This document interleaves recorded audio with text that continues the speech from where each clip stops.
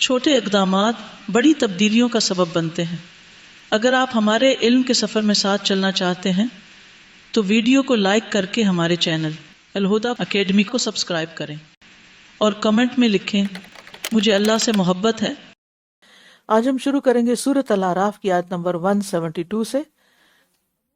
इरशाद बारी ताला है, وَإِذْ أَخَذَ رَبُّكَ مِنْ بَنِي آدَمَ مِنْ ظُهُورِهِمْ ذُرِّيَّتَهُمْ وَأَشْهَدَهُمْ عَلَى أَنْفُسِهِمْ أَلَسْتُ بِرَبِّكُمْ قَالُوا بَلَى شَهِدْنَا أَنْ تَقُولُوا يَوْمَ الْقِيَامَةِ إِنَّا كُنَّا عَنْ هَذَا غَافِلِينَ أَوْ تَقُولُوا إِنَّمَا أَشْرَكَ آبَاؤُنَا مِنْ قَبْلُ وَكُنَّا ذُرِّيَّةً مِنْ بَعْدِهِمْ أَفَتُهْلِكُنَا بِمَا فَعَلَ الْمُبْطِلُونَ وَكَذَلِكَ نُفَصِّلُ الْآيَاتِ وَلَعَلَّهُمْ يَرْجِعُونَ وَاتْلُ عَلَيْهِمْ نَبَأَ الَّذِي آتَيْنَاهُ آيَاتِنَا فَانسَلَخَ مِنْهَا فَأَتْبَعَهُ الشَّيْطَانُ فَكَانَ مِنَ الْغَاوِينَ وَلَوْ شِئْنَا لَرَفَعْنَاهُ بِهَا وَلَكِنَّهُ أَخْلَدَ إِلَى الْأَرْضِ وَاتَّبَعَ هَوَاهُ فَمَثَلُهُ كَمَثَلِ الْكَلْبِ إِنْ تَحْمِلْ عَلَيْهِ يَلْهَثْ أَوْ تَتْرُكْهُ يَلْهَث ذَلِكَ مَثَلُ الْقَوْمِ الَّذِينَ كَذَّبُوا بِآيَاتِنَا فَاقْصُصِ الْقَصَصَ لَعَلَّهُمْ يَتَفَكَّرُونَ سَاءَ مَثَلًا الْقَوْمُ الَّذِينَ كَذَّبُوا بِآيَاتِنَا وَأَنفُسَهُمْ كَانُوا يَظْلِمُونَ مَنْ يَهْدِ اللَّهُ فَهُوَ الْمُهْتَدِي وَمَنْ يُضْلِلْ فَأُولَئِكَ هُمُ الْخَاسِرُونَ وَلَقَدْ ذَرَأْنَا لِجَهَنَّمَ كَثِيرًا مِنَ الْجِنِّ وَالْإِنسِ لَهُمْ قُلُوبٌ لَا يَفْقَهُونَ بِهَا وَلَهُمْ أَعْيُنٌ لَا يُبْصِرُونَ بِهَا وَلَهُمْ آذَانٌ لَا يَسْمَعُونَ بِهَا أُولَئِكَ كَالْأَنْعَامِ بَلْ هُمْ أَضَلُّ أُولَئِكَ هُمُ الْغَافِلُونَ وَلِلَّهِ الْأَسْمَاءُ الْحُسْنَى فَادْعُوهُ بِهَا وَذَرُوا الَّذِينَ يُلْحِدُونَ فِي أَسْمَائِهِ سَيُجْزَوْنَ مَا كَانُوا يَعْمَلُونَ وَمِمَّنْ خَلَقْنَا أُمَّةٌ يَهْدُونَ بِالْحَقِّ وَبِهِ يَعْدِلُونَ और जब आपके रब ने बनी आदम की पुश्तों से उनकी औलाद को निकाला और उन्हें खुद उनके नफ्सों पर गवाह बनाया, फिर पूछा, क्या मैं तुम्हारा रब नहीं हूं?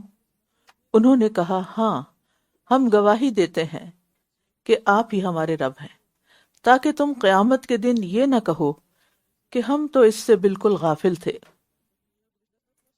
ऊपर आयात में रसूलों और किताब के जरिए हिदायत का जिक्र था। कायनात और खुद इंसान की जात में हिदायत की दलीलों का जिक्र यहाँ आता है। इस आयत की दो तफसीरें बयान की गई हैं। एक तो ये कि हर इंसान की फितरत में अल्लाह ने तौहीद रख दी है, यानी हर इंसान के अंदर ये तलब रख दी गई है कि वो जाने कि मेरा रब एक है जिसने मुझे पैदा किया और वही मुझे रोजी देता है। और तो खुद इंसान की पैदाइश ही अल्लाह की जात पर एक बहुत बड़ी दलील है, क्योंकि कोई चीज खुद से खुद नहीं बनती, कोई बनाने वाला उसको बनाता है। اور پھر یہ کہ ہمارا دین ہمیں یہ بھی بتاتا ہے کہ ہر بچہ فطرت پر پیدا ہوتا ہے. اور دوسرے، اس سے مراد وعدہ الست ہے، وہ عہد و پیمان جو اللہ تعالیٰ نے آدم علیہ السلام کی پشت سے تمام اولاد آدم کو نکال کر ان سے لیا، اور جو عہد الست کے نام سے مشہور ہے. یہاں آیت میں بھی آپ دیکھ رہے ہیں کہ آپ کے رب نے بنی آدم کی پشتوں سے ان کی اولاد کو نکالا. یہ کب ہوا تھا؟ اس کے بارے میں ایک حدیث میں آتا ہے جو مسند احمد کی حدیث ہے اور السلسلہ صحیحہ میں بھی ہے. نبی صلی اللہ علیہ وسلم نے فرمایا، اللہ تبارک و تعالیٰ نے آدم علیہ السلام کی پشت میں موجود تمام اولاد سے نعمان یعنی میدان عرفات میں عہد لیا تھا. پھر اللہ نے ان کی صلب سے ان کی ساری اولاد نکالی جو اس نے پیدا کرنی تھی، اور اسے اپنے سامنے چھوٹی چھوٹی چیونٹیوں کی شکل میں بکھیر دیا. پھر ان کی طرف متوجہ ہو کر ان سے کلام کیا اور فرمایا، کیا میں تمہارا رب نہیں ہوں؟ انہوں نے کہا، کیوں نہیں؟ یہ گواہی اس لیے لی تاکہ تم قیامت کے دن یہ نہ کہہ سکو کہ ہم تو اس سے بے خبر تھے، یا تم یہ کہنے لگو کہ ہم سے پہلے ہمارے آباء و اجداد نے بھی شرک کیا تھا، ہم ان کے بعد انہی کی اولاد تھے، تو کیا تو ہمیں باطل پرستوں کے عمل کی وجہ سے ہلاک کرے گا؟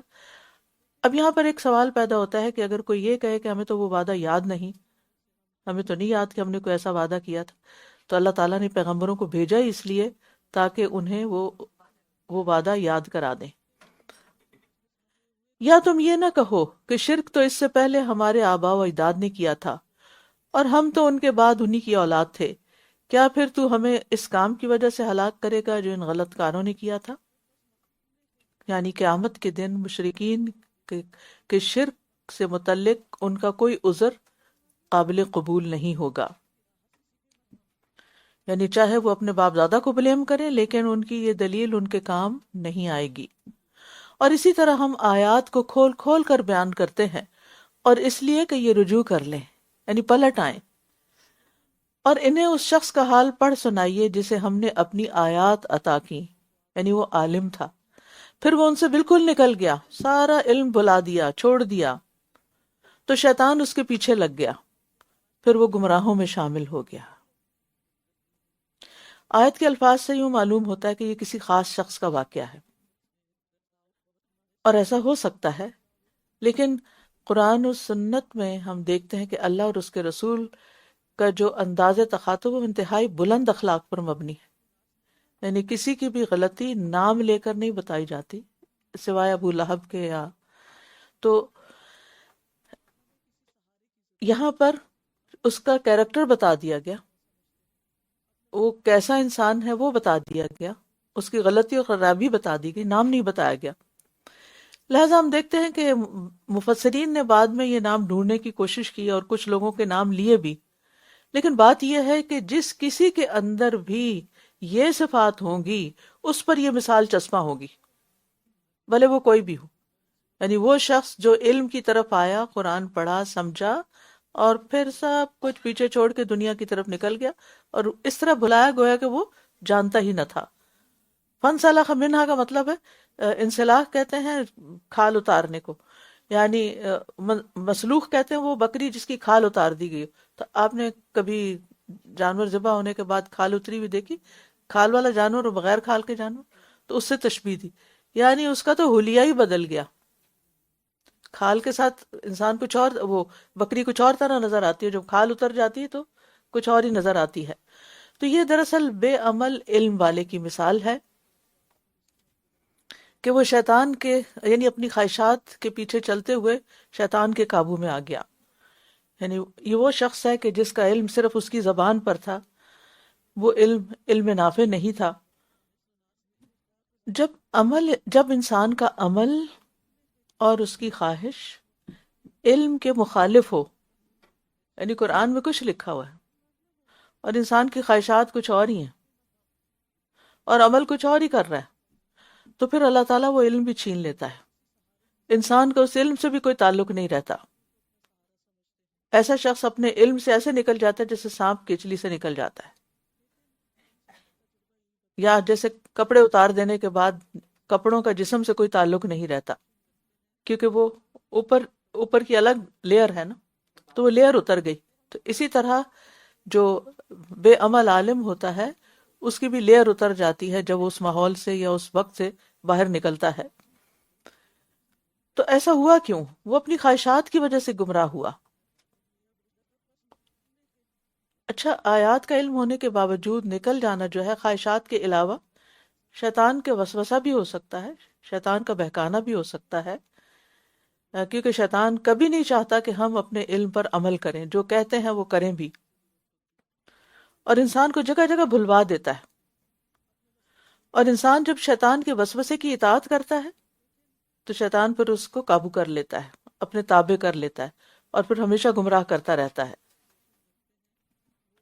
اور خاص طور پر اگر نفس کے اندر خواہشات بھری ہوئی ہو نا، اپنا من ہی جو ہے وہ کچھ اور چاہتا ہو، وہ دنیا کی محبت میں ڈوبا ہوا ہو، تو پھر شیطان کے حملے بھی جلدی اثر انداز ہوتے ہیں اور شیطان جلدی قابو بھی پا لیتا ہے۔ لیکن اگر انسان خود پہلے اپنے نفس پر کنٹرول کر لیتا ہے، یعنی سیلف کنٹرول اس کے اندر آ جاتا ہے، تو پھر باہر کے حملے اس پر اثر انداز۔ یہ ایسے ہی جس کا امیون سسٹم سٹرونگ ہوتا ہے اس پر باہر کے جراثیم اثر نہیں کرتے، کیونکہ اگر وہ حملہ آور ہوتے بھی ہیں تو کیا ہوتا ہے، اندر جو فائٹرز بیٹھے ہوئے ہیں وہ آنے والے کو کل کر دیتے ہیں، کیونکہ ہم تو ہر وقت جراثیموں سے ایکسپوز ہوتے رہتے ہیں۔ کوئی کھانس رہا ہے، کوئی چھینک رہا ہے تو جراثیم باہر نکلتے ہیں یا نہیں، سب کو پتہ ہے، نکلتے ہیں اور وہ فضا میں پھیل بھی جاتے ہیں، اور پھر دوسرے لوگ ان کو انہیل بھی کر لیتے ہیں۔ تو کون افیکٹ ہوتا ہے؟ جس کا اپنا امیون سٹرونگ نہیں ہوتا، اور باقی لوگوں کو وہ کچھ بھی اثر نہیں کرتا۔ تو اب آپ دیکھیے، اگر ہمارے اپنا دل مضبوط نہیں نا، ہماری اپنی نیت صاف نہیں نا کسی کام کو کرنے کی، تو پھر شیطان بھی حملہ آور ہو سکتا ہے، اور ماحول بھی ہم پر اثر انداز ہو جاتا ہے، اور پھر انسان کمزور پڑ جاتا ہے۔ تو جو علم اللہ کی رضا کے لیے حاصل نہ کیا جائے، جو علم عمل حاصل کرنے کی نیت سے نہ کیا جائے، اس کا انجام خطرناک ہوتا ہے۔ یعنی صرف علم حاصل کر لینا ہی کافی نہیں، اپنی نیتوں کو درست کرنا ضروری ہے، اور اس کے ساتھ ساتھ جو کہہ رہے ہیں اس پہ کرنا بھی ضروری ہے۔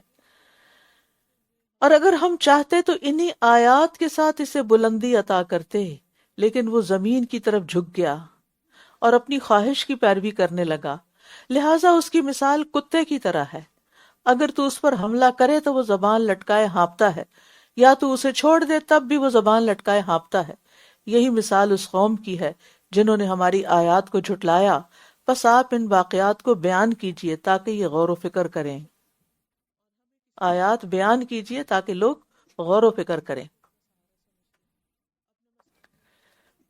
اللہ تعالیٰ فرماتے ہیں کہ ہم چاہتے تو انہیں آیات کے ساتھ بلندی عطا کرتے، یعنی وہ دنیا کی طرف کیوں جھک گیا؟ کیونکہ وہ دنیا کے ذریعے شہرت پانا چاہتا تھا، اونچا مقام حاصل کرنا چاہتا تھا، بلندیاں حاصل کرنا چاہتا تھا، اور اس نے سوچا کہ یہ دین تو میری ان بلندیوں کے راستے میں رکاوٹ ہے۔ یہ اس کا دھوکا تھا، نفس کا، اس کے نفس کا دھوکا تھا، اور شیطان نے اس کو بہکایا، لہٰذا اس نے دین کو پس پش ڈالا، قرآن کو پس پش ڈالا، اور دنیا کی دوڑ میں لگ گیا۔ لہٰذا اللہ تعالیٰ اس کی اس لالچ، دنیا کی لالچ کی مثال کتے سے دیتے ہیں کہ کتا جو ہے ایسا جانور ہے کہ اس کے اندر لالچ کوٹ کوٹ کے بھری ہوتی ہے۔ وہ بچپن میں کہانی بھی سنی ہوگی، وہ ایک کتا منہ میں ہڈی دبا کے جا رہا تھا کسی نہر کے کنارے، تو اس کو اپنا عکس نظر آیا تو اس نے دیکھا کہ وہ نیچے کوئی کتا ہے، اس کے منہ میں ہڈی ہے تو وہ بھی لے لوں، تو منہ کھولا تو اپنی بھی پانی میں گری، حاصل کچھ بھی نہ ہوا۔ تو کتے کی یہاں صفت کیا بتائی جا رہی ہے کہ اس کی ہر حال میں زبان لٹکی بھی ہوتی ہے، یعنی زبان کا باہر نکلنا اور لٹکنا کس بات کی علامت ہے؟ لالچ کی۔ تو یہاں دنیا کی ہرس میں، زیادہ دنیا کی لالچ میں اللہ کی آیات کو جھٹلانے والوں کی مثال بیان کی گئی ہے۔ ایسا شخص دنیا کے لیے ہر حلال حرام طریقے سے جد و جہد کرتا ہے، لیکن اس کا لالچ کہیں ختم نہیں ہوتا، جس کی وجہ سے اس کی محتاجی کوئی چیز دور نہیں کر سکتی، کیونکہ اندر لالچ ہے نا۔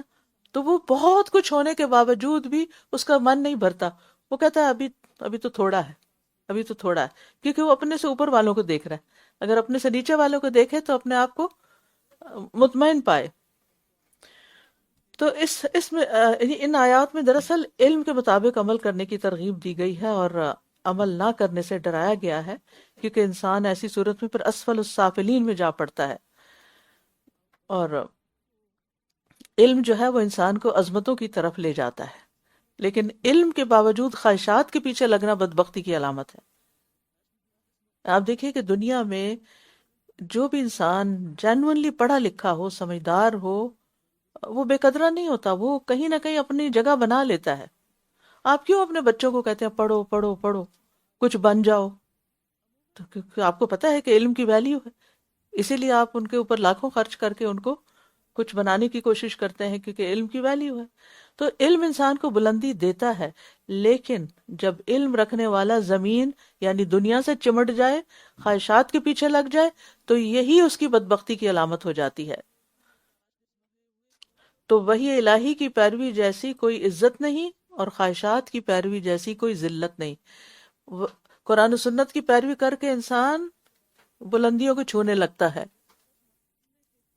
وہ تو تؤتی اکلہا کل حین باذن ربہا، وہ درخت سے مثال دی گئی ہے نا کہ اس کی فرعها فی السماء، ٹھیک ہے، اس کی بلندیاں۔ اور پھر یاد رکھیے کہ صرف علم حاصل کرنے سے بلندی نہیں ملتی، بلکہ حق کی پیروی کرنے سے بلندی ملتی ہے۔ اور علم حاصل کر کے کبھی مغرور بھی نہیں ہونا چاہیے، کیونکہ شیطان کی مثال ہمارے سامنے ہے۔ کہا جاتا ہے کہ اس نے ہزاروں برس عبادت کی تھی، لیکن اسے عبادت کا غرور ہو گیا تھا کہ میں بڑا عبادت گزار ہوں، جس کے نتیجے میں وہ راندہ درگاہ ہوا۔ اور اپنے علم کو اپنی ذہانت کا سبب بھی نہیں سمجھنا چاہیے۔ اور پھر یہ ہے کہ جب صحیح مقاصد کے لیے علم حاصل نہیں کیا جاتا نا، تو پھر ایسے علماء جو ہیں ان چیزوں پر بڑے برہم ہوتے ہیں جو ان کے نفس کے خلاف ہوتی ہیں۔ اس لیے پھر ایسی چیزوں یعنی ایسے لوگوں سے بھی پرہیز کرنی چاہیے، یعنی فاجر عالم اور جاہل عابد سے بھی بچنا چاہیے، کیونکہ یہ دونوں قسم کے افراد ہر شخص کے لیے فتنہ ہوتے ہیں۔ اور جس کو اللہ نے علم دیا ہو اور عمل بھی دیا ہو، اس کی قدر کریں اور اللہ کا شکر ادا کریں کہ اللہ نے آپ کو ایسے لوگوں سے ملایا کہ جو صرف باتیں نہیں کرتے بلکہ کچھ کر کے بھی دکھاتے ہیں۔ کتنی بری مثال ہے ان لوگوں کی جنہوں نے ہماری آیات کو جھٹلایا اور وہ اپنے ہی نفسوں پر ظلم کرتے رہے۔ جسے اللہ ہدایت دے وہی ہدایت پانے والا ہے، اور جسے وہ بھٹکا دے تو ایسے ہی لوگ خسارہ پانے والے ہیں۔ ہدایت اللہ کا نور ہے، وہ جسے چاہتا ہے عطا کرتا ہے۔ من یہد اللہ فہو المہتدی۔ اور اگر اللہ کسی کو ہدایت نہیں دیتا تو وہ ظلم نہیں کرتا، کیونکہ اس کو پتا ہے کہ ہدایت کہاں رکھنی ہے۔ اور اللہ کی ہدایت پانے کے لیے اپنے اندر طلب بھی رکھنی ہوگی، کیونکہ اللہ ہمارے دلوں کو دیکھتا ہے نا، اس کو پتا ہے، اس کو پتا ہے ہم کیا چاہتے ہیں۔ ہم میں سے ہر ایک اپنی نیت کا جائزہ لے اور بار بار لے، اور خود احتسابی کے عمل سے خود کو روز گزارے۔ میں کیا چاہتی ہوں، میری خواہشات کیا ہیں، مجھے کن چیزوں کا غم لگا ہوا ہے اگر وہ میرے پاس نہیں، میرے دماغ میں زیادہ تر سوچ کیا رہتی، کس چیز سے متعلق رہتی ہے۔ یعنی اپنا احتساب ہم خود کریں، کیونکہ اللہ کی ہدایت پانے کے لیے اپنی نیت کو درست کرنا ہوگا، اپنے عمل کو درست کرنا ہوگا۔ اور ہم نے بہت سے جنوں اور انسانوں کو یقینی طور پر جہنم کے لیے پیدا کیا۔ ان کے پاس دل ہیں جن سے وہ سمجھتے نہیں۔ یعنی کیوں ہیں جہنم میں جانے والے؟ کیونکہ وہ اپنے دل سے غور و فکر نہیں کرتے۔ اور ان کے پاس آنکھیں ہیں جن سے وہ دیکھتے نہیں، اور ان کے پاس کان ہیں جن سے وہ سنتے نہیں۔ یہ لوگ چوپایوں کی طرح ہیں، جانوروں کی طرح ہیں، بلکہ ان سے بھی زیادہ گمراہ ہیں۔ یہی لوگ غفلت میں مبتلا ہیں۔ اللہ سبحانہ وتعالیٰ نے جن و انس کو ایک مقصد دے کے دنیا میں بھیجا، لیکن جو لوگ اپنا مقصد پورا نہیں کر رہے، یعنی عبادت نہیں کرتے اللہ کی، اللہ کو نہیں پہچانتے، وہ جانوروں سے بھی بدتر ہیں، کیونکہ جانور بھی اپنا فائدہ اور نقصان پہچانتا ہے اور مالک کی اطاعت بھی کرتا ہے۔ آپ نے دیکھا ہوگا کہ جہاں کہیں دانا ہوتا ہے دور سے پرندے اڑ کے وہاں پہنچ جاتے، پتہ نہیں کیسے خبر ہو جاتی ہے ان کو، اور کتنی چھوٹی چھوٹی ان کی آنکھیں ہوتی ہیں، وہ آسمان سے وہ دیکھ لیتے ہیں کہ کہاں پر ہمارے کھانے کی کوئی چیز ہے، پتہ نہیں ان کو اسمیل آ جاتی ہے، وہ دیکھ پاتے ہیں۔ اور حیرت ہوتی ہے لیکن یہ کہ ان کو اپنا مفاد پتہ ہے نا، کہاں سے کچھ ملے گا وہاں پہنچ جاتے ہیں. کچھ لوگ بھی، کچھ انسان بھی ایسے ہوتے ہیں جہاں ان کا مفاد ہوتا ہے وہاں پہنچ جاتے ہیں، اور جو چیز ان کے دل میں نہیں ہوتی، جس کی وہ حرص نہیں رکھتے، وہ چھوڑ دیتے ہیں. تو یہ لوگ کس لیے غافل ہیں؟ کیونکہ وہ اجر و ثواب کی امید نہیں رکھتے. جانوروں کی طرح ہیں کیونکہ ان کا مقصد صرف کھانا پینا ہے. ان سے بھی زیادہ بہکے ہوئے ہیں کیونکہ اپنے فائدے اور نقصان نہیں دیکھ پاتے. اچھا، کچھ جانوروں کی عقل مندی تو اللہ نے قرآن میں بھی بیان کی ہے. مثلا ہدہد، ایک ہدہد پوری قوم کے اسلام لانے کا سبب بنی. وہ ایک اور ملک کی خبر لے کر آئی سلیمان علیہ السلام کے پاس. اس زمانے میں اور ذریعہ نہیں تھا، کوئی میڈیا کا دور نہیں تھا، تو اللہ نے اور اسباب پیدا کر دیے. ایک چیونٹی نے لشکر کا راستہ بدل دیا. چیونٹی. ایک مچھلی نے ایک نبی کو پناہ دی، یونس علیہ السلام کو. کبے نے آدم کے بیٹے کو لاش دفن کرنا سکھائی. تو بات یہ ہے کہ جانوروں کے اندر بھی بڑی بڑی سمجھ اور عقل ہے، اور بعض اوقات وہ انسانوں کو عقل دے جاتے ہیں. یعنی اگر انسان پرندوں کی اڑان پر ہی غور کرے، کتنے ڈسپلن سے بعض اوقات لائن میں جا رہے ہوتے ہیں، اور اس کے مقابلے میں انسان زمین پر دیکھے لوگوں کو. اور پھر آپ دیکھیے کہ انسان ہر حال میں ہدایت کے لیے اللہ کا محتاج. اس لیے ہر نماز کی ہر رکعت میں، ہر سورت فاتحہ میں اہدنا الصراط المستقیم پڑھا جاتا ہے، کیونکہ ہدایت مانگنی پڑتی ہے، طلب کرنی پڑتی ہے، اس کے لیے دعا کرنی پڑتی ہے. اور پھر یہ دعا بھی کریں کہ اللہ ہمارے جو اعضاء تو نے دیے ہیں، کان، آنکھ اور دل خاص طور پر، ہمیں ان سے فائدہ پہنچا. اللہم متعنا باسماعنا و ابصارنا. اور کیونکہ اللہ تعالیٰ ان لوگوں سے ناراض ہوتے ہیں جو اپنے ان اعضاء سے کام نہیں لیتے. اور ایک اور بات یہ کہ ہمیں اس بات کی فکر ہونی چاہیے کہ پتہ نہیں ہمارے لیے اللہ نے ہمارے خاتمے پر ہمارے لیے خوش قسمت انسانوں میں ہمارا نام لکھا ہوا یا نہیں، ہدایت یافتہ میں ہے یا نہیں. اسی لیے ہم دیکھتے ہیں کہ حضرت عمر یہ دعا کرتے تھے، اللہم ان کنت کتبتنا عندک اشقیا فامحنا واکتبنا سعداء وان کنت کتبتنا سعداء فاثبتنا فانک تمحو ما تشاء وتثبت وعندک ام الکتاب.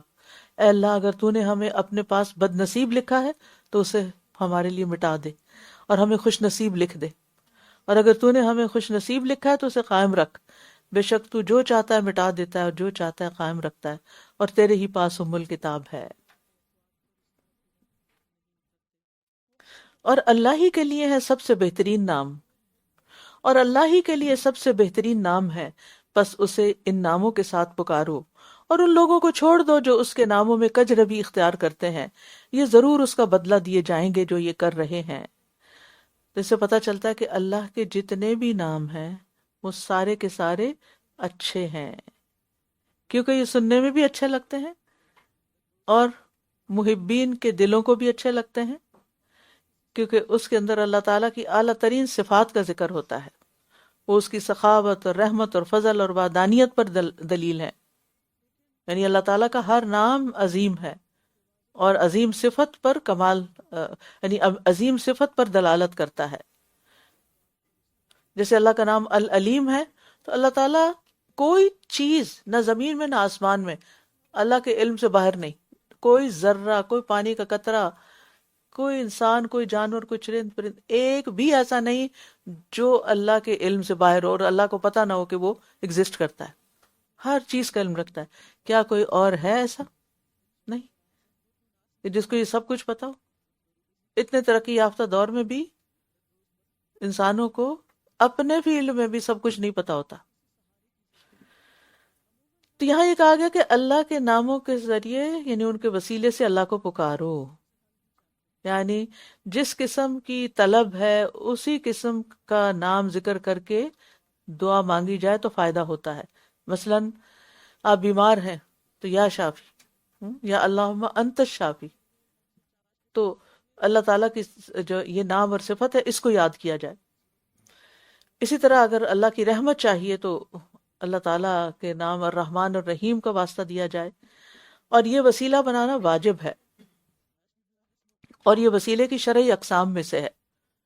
اور اللہ سبحانہ تعالیٰ کے بہت سے نام ایسے ہیں جو ہمیں معلوم ہیں، اور بہت سے ایسے ہیں جو ہمیں معلوم ہی نہیں. وہ قیامت کے دن نبی صلی اللہ علیہ وسلم کو سکھائے جائیں گے، جن کے ذریعے آپ پھر اللہ تعالیٰ کی تعریف کریں گے. اچھا، اللہ تعالیٰ کے جو نام ہیں ان کا ترجمہ کرنا درست ہے، ایز لانگ ایز وہ اس کا میننگ دے رہے ہوں، ٹھیک ہے نا.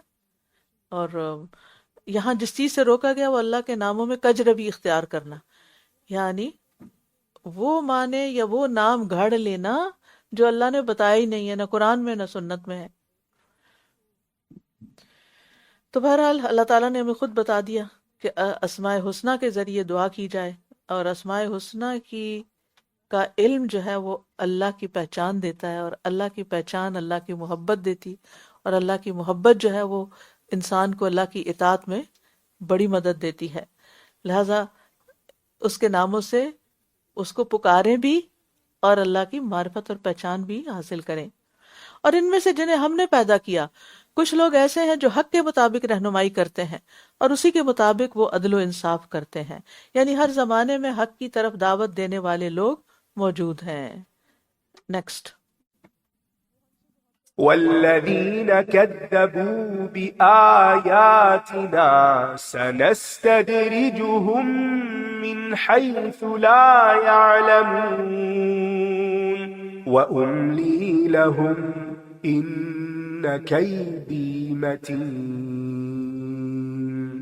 أولم يتفكروا ما بصاحبهم من جنة إن هو إلا نذير مبين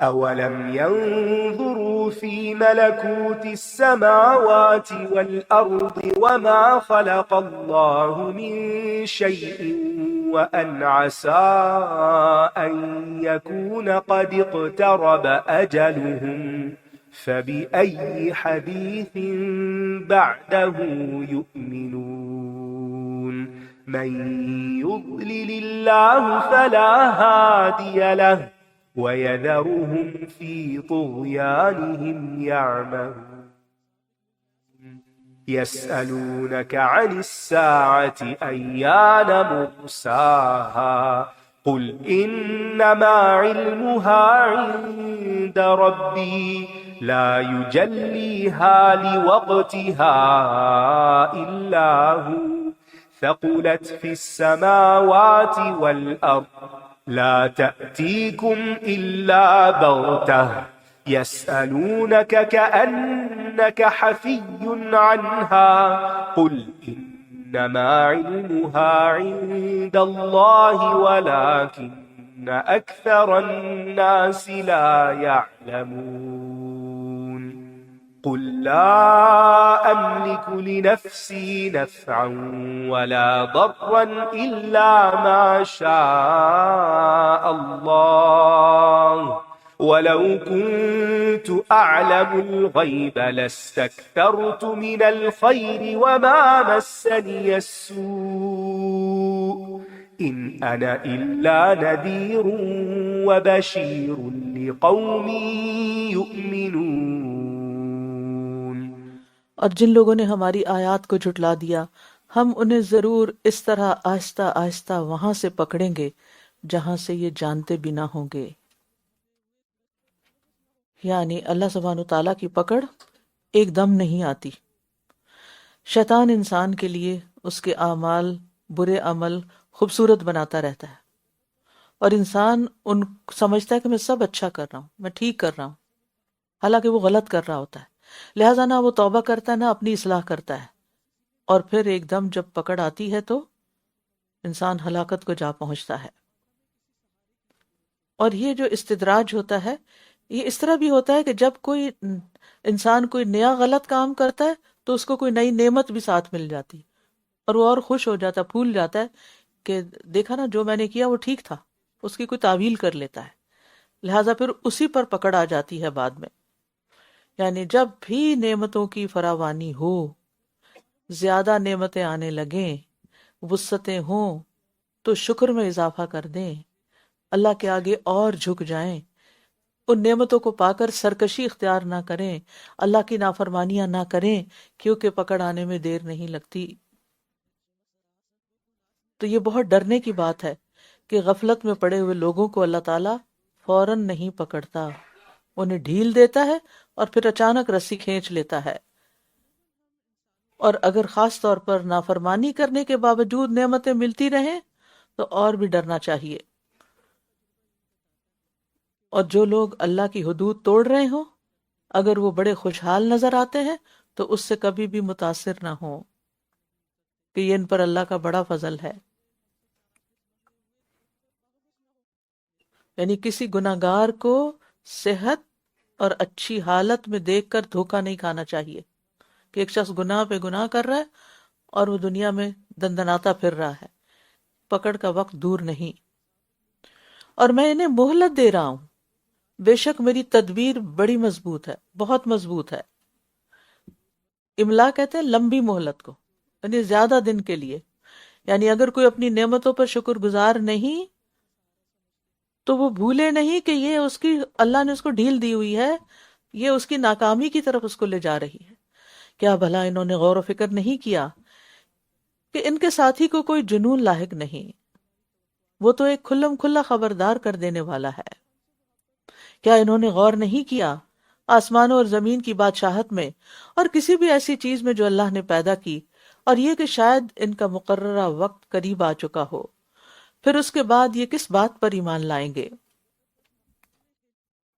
جسے اللہ گمراہ کر دے پھر اسے کوئی ہدایت دینے والا نہیں، اور وہ انہیں ان کی سرکشی میں چھوڑ دیتا ہے، یہ بھٹکتے پھرتے ہیں۔ ہدایت اور گمراہی اللہ کے ہاتھ میں ہے، لیکن گمراہی میں چھوڑنے کے لیے اللہ کا ایک قانون ہے کہ گمراہ کس کو کرتا ہے؟ جو نیکی کا راستہ چھوڑ کر بدی کا راستہ اختیار کر لیتا ہے، اور پھر اللہ سبحانہ و تعالیٰ اس کے لیے اس کو بھٹکنے کے لیے چھوڑ دیتا ہے۔ فی طغیانہم یعمہون، یہ منافقین کے ساتھ ہوتا ہے نا، فی طغیانہم یعمہون، وہ دھوکہ دے رہے ہوتے ہیں، سب غلط کر رہے ہوتے ہیں، لیکن اللہ سبحانہ و تعالیٰ ان کو ڈھیل دیتا چلا جاتا ہے، اور وہ اندھوں کی طرح بھٹکتے پھر رہے ہیں اور سمجھتے ہیں جو کر رہے ہیں وہ صحیح ہے۔ یہ آپ سے قیامت کی گھڑی کے بارے میں پوچھتے ہیں کہ اس کے واقع ہونے کا وقت کب ہے؟ کہہ دیجئے اس کا علم تو میرے رب ہی کے پاس ہے، اسے اس کے وقت پر وہ خود ہی ظاہر کرے گا، وہ آسمانوں اور زمین پر بہت بھاری ہوگی۔ قیامت آسمانوں اور زمین پر بہت بھاری ہوگی، اور اسی زمین میں ہم کہیں ہوں گے۔ سور کی پکار سن کر، آواز سن کر، جہاں جو کہیں بھی دفن ہے وہاں سے باہر نکل آئے، یعنی وہ آواز اتنی سخت ہوگی کہ زمین کے اندر تک جا پہنچے، وہ تمہارے پاس اچانک آ جائے گی۔ یہ لوگ آپ سے اس کے بارے میں اس طرح پوچھتے ہیں گویا آپ اس سے پوری طرح باخبر ہیں۔ کہہ دیجئے اس کا علم تو صرف اللہ کے پاس ہے، لیکن اکثر لوگ نہیں جانتے۔ قیامت کے لیے لفظ الساعہ استعمال ہوا ہے، سا لمحے کو کہتے ہیں، پل کو، سیکنڈ کو۔ تو قیامت گویا اچانک ایک لمحے کے اندر آ جائے گی، ایک سیکنڈ میں آ جائے گی، اور اس کے آنے کی ہیبت سے آسمان و زمین لرزتے ہیں۔ اس کا علم زمین و آسمان بھی برداشت نہیں کر سکتا، کہاں کہ انسان، اس لیے اللہ نے اسے اپنے پاس ہی رکھا ہے۔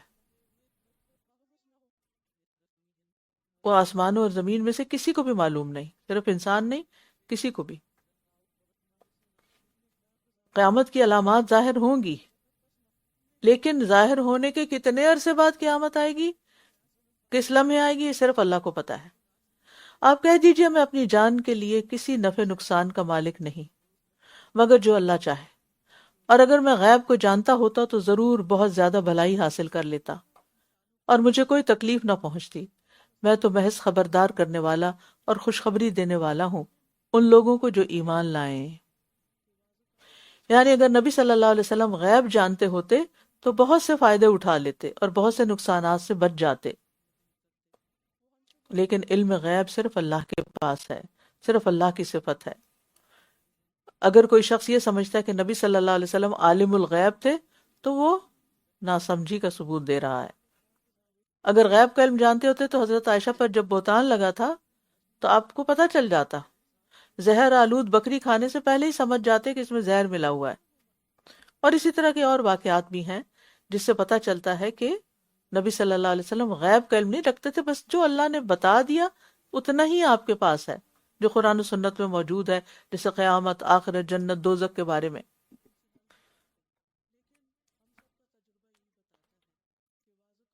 اور پھر آپ دیکھیے کہ اس میں جو یہ بات ہے نا کہ نبی صلی اللہ علیہ وسلم نے اپنے بارے میں اعتراف کیا کہ میرے پاس غیب کا علم نہیں ہے. تو اگر ہمارے پاس کسی خاص مسئلے پر کوئی علم نہ ہو تو ہمیں شرم محسوس نہیں کرنی چاہیے. آپ کہہ رہے ہیں میرے پاس غیب کا علم نہیں ہے، میں یہ علم نہیں رکھتا، تو ہمیں بھی جس چیز کا نہیں پتا ہمیں کیا کہنا چاہیے؟ لا ادری، یہ علم میں نہیں رکھتی، مجھے نہیں پتا اس کا. اس سے آپ کی شان میں کوئی کمی نہیں. کیا اس بات کے کہلوانے سے اللہ تعالیٰ نے کہلوائی نا آپ سے؟ کیا نبی صلی اللہ علیہ وسلم کی عزت میں، مقام میں، شرف میں کوئی کمی ہوئی؟ قطعاً نہیں. اس شیطان نے ہمیں دھوکہ دیا ہوا ہے کہ اگر ہم لوگوں کے سامنے اپنی غلطی کو مانے، کیونکہ وہ خود نہیں مانا نا اپنی غلطی، اگر لوگوں کے سامنے اپنی غلطی کا اعتراف کر لیا، کسی کو سوری کر لیا، کسی کو بتا دیا کہ مجھے آتا نہیں ہے، یہ میں نہیں جانتا، تو اس طرح میری تو عزت اور قدر ہی گھٹ جائے گی. لہٰذا عزت بناؤ چاہے جھوٹ پر ہی مبنی کیوں نہ ہو. تو ایسا نہیں کرنا چاہیے. یعنی be calm and be relax. Tension میں بھی نہیں آنا چاہیے کہ ہائے یہ پتہ نہیں کیا پوچھ لے اور وہ مجھے نہیں آ گیا. کوئی امتحان کا پرچہ تھوڑی جس پہ آپ کے نمبر لگنے. آپ کے اس اعتراف اور اس سچ بولنے سے اللہ کے ہاں آپ کا مقام یقیناً بلند ہو جائے گا. اللہ کو یہ زیادہ پسند ہے کہ آپ کہیں مجھے نہیں آتا، بنسبت اس کے کہ آپ غلط بتائیں لوگوں کو. لیکن آپ دیکھیں کہ عموماً عام طور پر کیا ہوتا ہے کہ ہمیں کچھ باتیں پتہ ہوتی ہیں، کچھ نہیں، کچھ کام کیے ہوتے ہیں، کچھ نہیں، لیکن ہم بڑھ چڑھ کے اپنے آپ کو منوانا چاہ رہے ہوتے ہیں. اور یہ ایک بہت خطرناک فتنہ ہے، خطرناک فتنہ. اس وقت آپ دیکھیے کہ سوشل میڈیا کی وجہ سے چونکہ فوٹوگرافی کا رواج بہت عام ہو گیا نا، اب جہاں کہیں کوئی پروگرام ہو، کوئی کچھ حتیٰ کہ مساجد میں چونکہ اب وہ ویڈیوز اماموں کی بن رہی ہوتی ہیں، لہٰذا لوگوں کا کیا شوق ہوتا ہے مجھے کہاں جگہ ملے، صف اول میں ملے. اس لیے نہیں کہ اللہ کے ہاں میرا مقام بڑھے گا اگر میں اگلی صف کا پہلی صف کا نمازی بنوں گا، اس لیے کہ وہ جو ویڈیو بنے گی اس میں. حتیٰ کہ بعض اوقات یہ بھی دیکھا گیا کہ لوگ نماز کی حالت میں بھی آنکھیں کیمرے کی طرف کر دیتے ہیں. اچھا، اسی طرح جب کوئی کام ہوتا ہے یا کوئی پروجیکٹ سامنے آتا ہے تو یا پروجیکٹ کامیاب ہو جاتا ہے تو لوگ ضرور یہ جتانا اور بتانا چاہتے ہیں کہ یہ دراصل میری سوچ تھی، میرا آئیڈیا تھا، اور میں نے سب سے پہلے یہ تجویز دی تھی. ٹھیک ہے، کوئی اور اگر کہتا ہے اپریشیٹ کرتا ہے تو کوئی بات نہیں، لیکن اپنے اندر یہ نیت نہیں اور وہ اندر کھلبلی نہیں مچی ہونی چاہیے کہ یہ کام ہوا تھا تو میں نے بھی اس میں حصہ ڈالا تھا اپنے آپ کو منوانے کے لیے. تو یہ بدترین قسم کی خود پسندی ہے، اور روزمرہ کی زندگی میں اس کی وجہ سے بہت سی ریاکاریاں ہوتی ہیں. اپنے آپ کو منوانے کے شوق میں کیے ہوئے عمل بھی برباد کر بیٹھتے ہیں کہ لوگ مان جائیں مجھے کسی طرح کہ میں بڑی حیثیت اور بڑی شخصیت کی مالک ہوں. اس شوق سے باہر نکل آنا چاہیے، سکون کی نیند آئے گی. کیونکہ اس دکھاوے نے اتنی خرابیاں پیدا کی ہیں. ہم زیادہ سے زیادہ مال خرچ کیوں کرتے ہیں شادیوں پر؟ چاہے دلہن بیچاری کا حال خراب ہو، کیوں کرتے؟ دکھاوا. اور پھر باقاعدہ دکھاوا.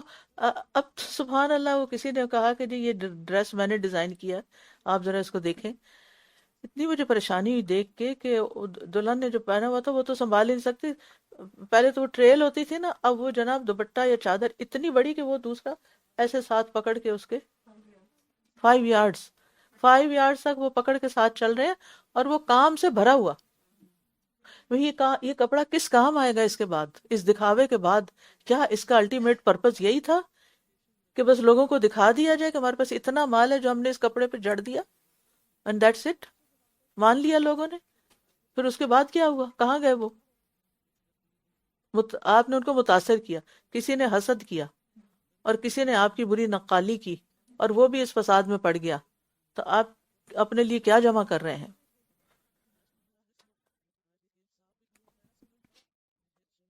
तो नबी सल्लल्लाहु अलैहि वसल्लम की हम्बलनेस देखें कि सबसे बेहतरीन इंसान है, और फरमा रहे हैं अगर मुझे इल्म गैब होता तो मैं अपने लिए बड़ी भलाई हासिल करता और मुझे कभी कोई तकलीफ ना पहुंचती, यानी मैं पहले से ही बंदोबस्त कर लेता, उसका तोड़ कर लेता। नेक्स्ट। هو الذي خلقكم من نفس واحدة وجعل منها زوجها ليسكن إليها فلما تغشاها حملت حملا خفيفا فمرت به فلما أثقلت دعوا الله ربهما لئن آتيتنا صالحا لنكونن من الشاكرين فلما آتاهما صالحا جعلا له شركاء فيما آتاهما فتعالى الله عما يشركون أيشركون ما لا يخلق شيئا وهم يخلقون ولا يستطيعون لهم نصرا ولا أنفسهم ينصرون وإن تدعوهم إلى الهدى لا يتبعوكم سواء عليكم أدعوتموهم أم أنتم صامتون إن الذين تدعون من دون الله عباد أمثالكم فادعوهم فليستجيبوا لكم إن كنتم صادقين ألهم أرجل يمشون بها أم لهم أيدي يبطشون بها أم لهم أعين يبصرون بها أم لهم آذان يسمعون بها قل ادعوا شركاءكم ثم كيدون فلا تنظرون إن ولي الله الذي نزل الكتاب وهو يتولى الصالحين والذين تدعون من دونه لا يستطيعون نصركم ولا أنفسهم ينصرون وإن تدعوهم إلى الهدى لا يسمعوا وتراهم ينظرون إليك وهم لا يبصرون خذ العفو وأمر بالعرف وأعرض عن الجاهلين وإما ينزغنك من الشيطان نزغ فاستعذ بالله إنه سميع عليم إن الذين اتقوا إذا مسهم طائف من الشيطان تذكروا فإذا هم مبصرون وإخوانهم يمدونهم في الغي ثم لا يقصرون وإذا لم تأتهم بآية قالوا لولا اجتبيتها قل إنما أتبع ما يوحى إلي من ربي هذا بصائر من ربكم وهدى ورحمة لقوم يؤمنون وإذا قرئ القرآن فاستمعوا له وأنصتوا لعلكم ترحمون واذكر ربك في نفسك تضرعا وخيفة ودون الجهر من القول بالغدو والآصال ولا تكن من الغافلين إن الذين عند ربك لا يستكبرون عن عبادته ويسبحونه وله يسجدون.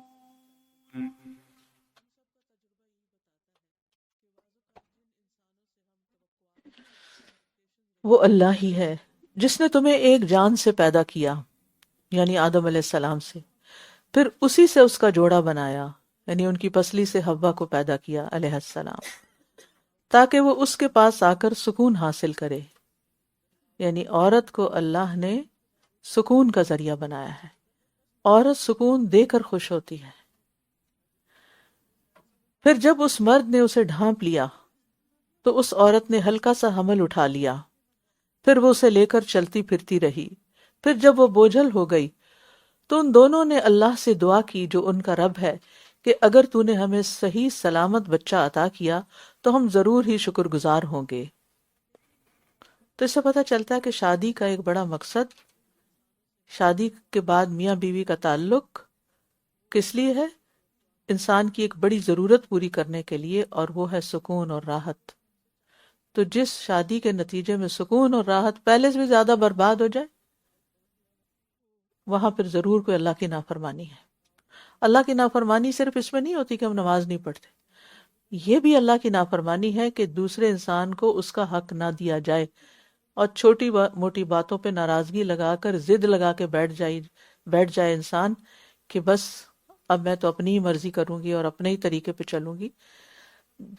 ٹھیک ہے اگر شوہر کی طرف سے کوئی بے رخی ہو، شوہر کی طرف سے کوئی ناراضگی کا اظہار ہو تو انسان اس کو اگنور کر دے اور اپنے اچھے رویے سے اس کا دل جیت لے، اور اس کے ساتھ ہی یہ کہ اللہ سبحانہ وتعالیٰ کو راضی کر لے، کیونکہ ان اللہ یحب المحسنین، اللہ محسنین سے محبت کرتا ہے۔ اور احسان کیا ہوتا ہے کہ جس نے آپ کے ساتھ اچھا نہیں بھی کیا آپ اس سے اچھا کر لیں، جس نے آپ کو نہیں پوچھا آپ اسے پوچھ لیں، جس نے آپ کو نہیں دیا آپ اس کو دے دیں، جو آپ کا خیال نہیں کرتا آپ اس کا خیال کر لیں۔ کیوں؟ اس لیے نہیں کہ وہ میرا کرے، اس لیے کہ میرا رب اس سے راضی ہوتا ہے۔ جو عورت رب کو راضی کرنے کے لیے اپنے آپ کے اندر عاجزی پیدا کر لیتی، اپنی اکڑ ختم کر دیتی ہے، اپنی انا کو ختم کر دیتی ہے جو کہ شیطان چاہتا ہے کہ یہ مضبوط ہو، تو وہی کامیاب ہے۔ اچھا، اس کا یہ نہیں کہ آپ کے سارے حقوق مارے جائیں گے، یہ آپ کے لیے کامیابیوں کا دروازہ کھولے گی۔ یعنی آپ دیکھیے کہ جب آپ اچھا سلوک کریں گے، اور یک طرفہ طور پہ بعض اوقات کرنا پڑ جاتا، کچھ تو جوڑے خوش قسمت ہوتے ہیں دونوں طرف سے بڑی محبت ہوتی ہے، لیکن ہر ایک کے ساتھ ایسا نہیں ہوتا، بلکہ میجورٹی میں یہ دیکھا گیا کہ مزاج کے مختلف ہونے سے کچھ نہ کچھ کھٹ پٹ لگی رہتی ہے۔ تو ایک ہوتا ہے انتہائی کیسز، ان کا تو کوئی علاج نہیں ہوتا، لیکن ایک ہوتا ہے عام نارمل روٹین میں انسان جب دوسرے کے ساتھ رہتا ہے تو مزاج سمجھ آ ہی جاتا ہے، لیکن اوور آل بھی ہر انسان کے اندر ایک توجہ حاصل کرنے کی خواہش ہوتی ہے، اور پھر بعض اوقات بعض مردوں کے اندر زیادہ ہوتی ہے۔ تو ایسے میں انسان یہ سمجھے کہ یہ میرا امتحان ہے، اللہ نے اس کو ایسا بنایا اور یہ میرے حصے میں آ گیا تو بس سب ٹھیک ہے، بس ایسے ہی کرنا پڑے گا۔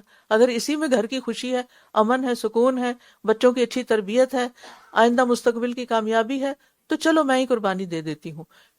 آپ کا کیا خیال ہے کہ جو شخص اپنے رب کی خاطر قربانی دے اس کو کوئی اجر نہیں ملے گا، اس کو کوئی خیر نہیں ملے گی، وہ دنیا میں نامراد ہی ہوگا؟ نہیں، ایسا نہیں ہوگا۔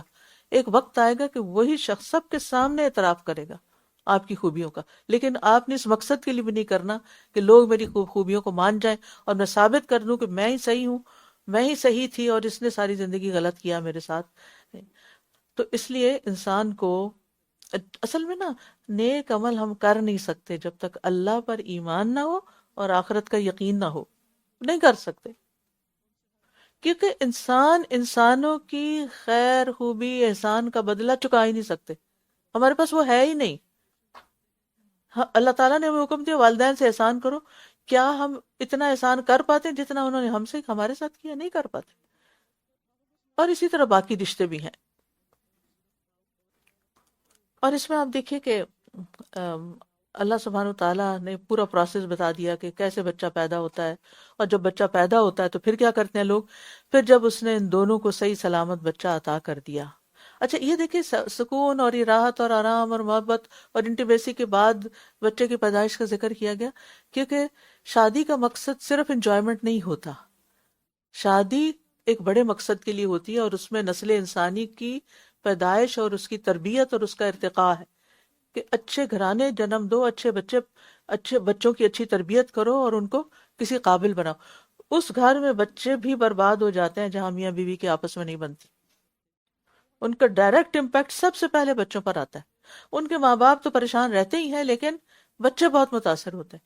اب ماں کو بچے باپ کے مقابلے میں بھی زیادہ پیارے ہوتے ہیں، تو جس ماں کو واقعی اپنے بچوں سے پیار ہونا تو پھر اسے قربانی کرنی ہی پڑے گی، اور اس کا اجر اللہ سے مل کر ہی رہے گا، دنیا میں بھی ملے گا، ڈرائے گا نہیں جاتا، اس شکل یعنی شوہر کی طرف سے نہیں تو کسی اور شکل میں ملے گا۔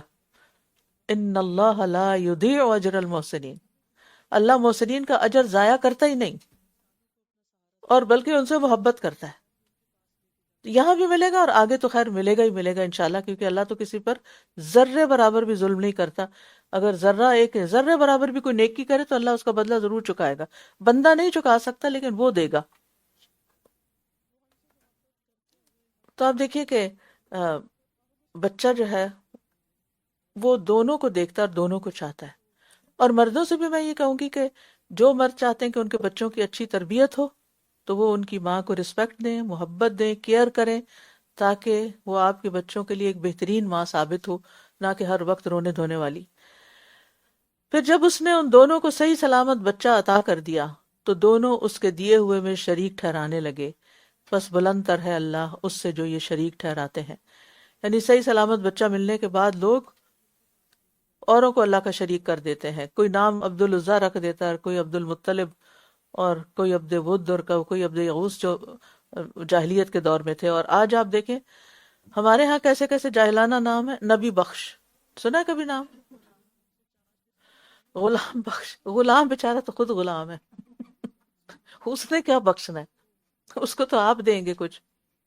حسین بخش، پیراں دتا، عبد النبی، عبد الرسول نام رکھ دیتے، بندہ علی رکھ دیتے، نعوذ باللہ۔ اب آپ خود سوچئے کہ یعنی انسان کیوں نہیں سوچتا کہ انہوں نے تو کچھ بھی نہیں بخشا، ان کا اپنا مقام ہے، ٹھیک ہے ہم ان کو عزت دیتے ہیں، لیکن ہم سے یہ توقع نہیں رکھتے کہ وہ کسی کو اولاد دیں گے۔ تو اللہ تعالیٰ کے ساتھ جان بوجھ کے شرک کرنے سے پناہ مانگنی چاہیے، کیونکہ شرک جو ہے یہ معاف نہیں ہوگا۔ کیا یہ ان کو اللہ کا شریک ٹھہراتے ہیں جو کچھ بھی پیدا نہیں کر سکتے بلکہ وہ خود پیدا کیے جاتے ہیں؟ یعنی جو مخلوق ہو وہ خدا نہیں ہو سکتی، الہ نہیں ہو سکتی، اور نہ تو وہ ان کی کسی مدد کی استطاعت رکھتے ہیں اور نہ ہی وہ آپ اپنی مدد کر سکتے ہیں۔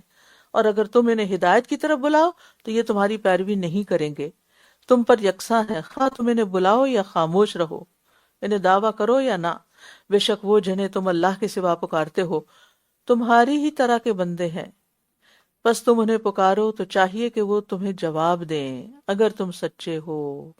بڑی اہم آیت ہے۔ مشرکین جو تھے، مشرکین مکہ وغیرہ، وہ صرف بتوں کو ہی نہیں پوجتے تھے بلکہ بتوں کی صورت میں بزرگوں کو بھی پوجتے تھے۔ اس لیے اللہ تعالیٰ فرما رہے ہیں کہ وہ تمہاری طرح کے بندے ہیں۔ یہ لات، عزا، منات، یہ یعنی کہ یہ دیویوں دیوتاؤں کے نام تھے جن کے انہوں نے شکلیں بنا کے رکھی ہوئی تھی اور ان کے آگے وہ عبادت وغیرہ کرتے تھے۔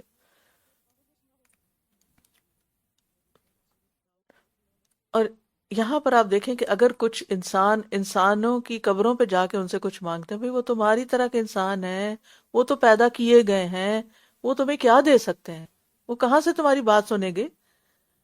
کیا ان کے پاؤں ہیں جن سے وہ چلتے ہیں، یا ان کے ہاتھ ہیں جن سے وہ پکڑتے ہیں، یا ان کی آنکھیں ہیں جن سے وہ دیکھتے ہیں، یا ان کے کان ہیں جن سے وہ سنتے ہیں؟ مرنے کے بعد تم جسم مٹی میں مٹی ہو جاتا ہے۔ کہہ دیجئے تم اپنے خود ساختہ شریکوں کو بلا لو، پھر میرے خلاف چال چلو اور مجھے ذرا بھی مہلت نہ دو۔ تو پاؤں، ہاتھ، آنکھ، کان یہ خاص ذرائع ہیں انسان کے لیے تگ و دو کرنے کے۔ انسان کچھ چیزیں دیکھ کے سیکھتا ہے، کچھ سن کے سیکھتا ہے، اور کچھ کر کے سیکھتا ہے، اور کہیں پاؤں سے چل کے کوشش کرتا ہے۔ تو یہ جن کو عبادت کر رہے ہیں تو ان کے پاس تو ان میں سے کچھ بھی نہیں ہے۔ تو مشرکین جو تھے وہ تین طرح کا شرک کرتے تھے۔ ایک تو وہ اسنام کو پوجا کرتے، یعنی آبجیکٹس جو ہوتے تھے، یعنی آبجیکٹ ورشپ۔ دوسرے اشخاص یا ارواح، روحیں، اور ان کی بھی انہوں نے تصویریں بنا رکھی تھی۔ اور تیسرے وہ اعتقادات جو ان مشرکانہ عبادات کی طے میں کار فرما ہوتے تھے۔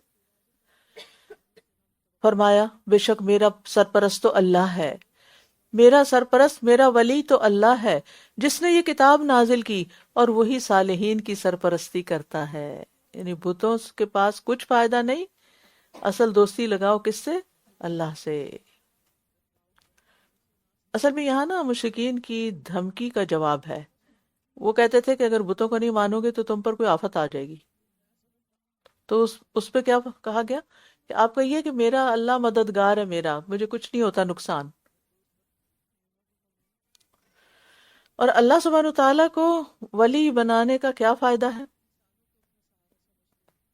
جس کا ولی اللہ ہو، جس کا دوست اللہ ہو، جس کا مددگار اللہ ہو، جس کا سرپرست اللہ ہو،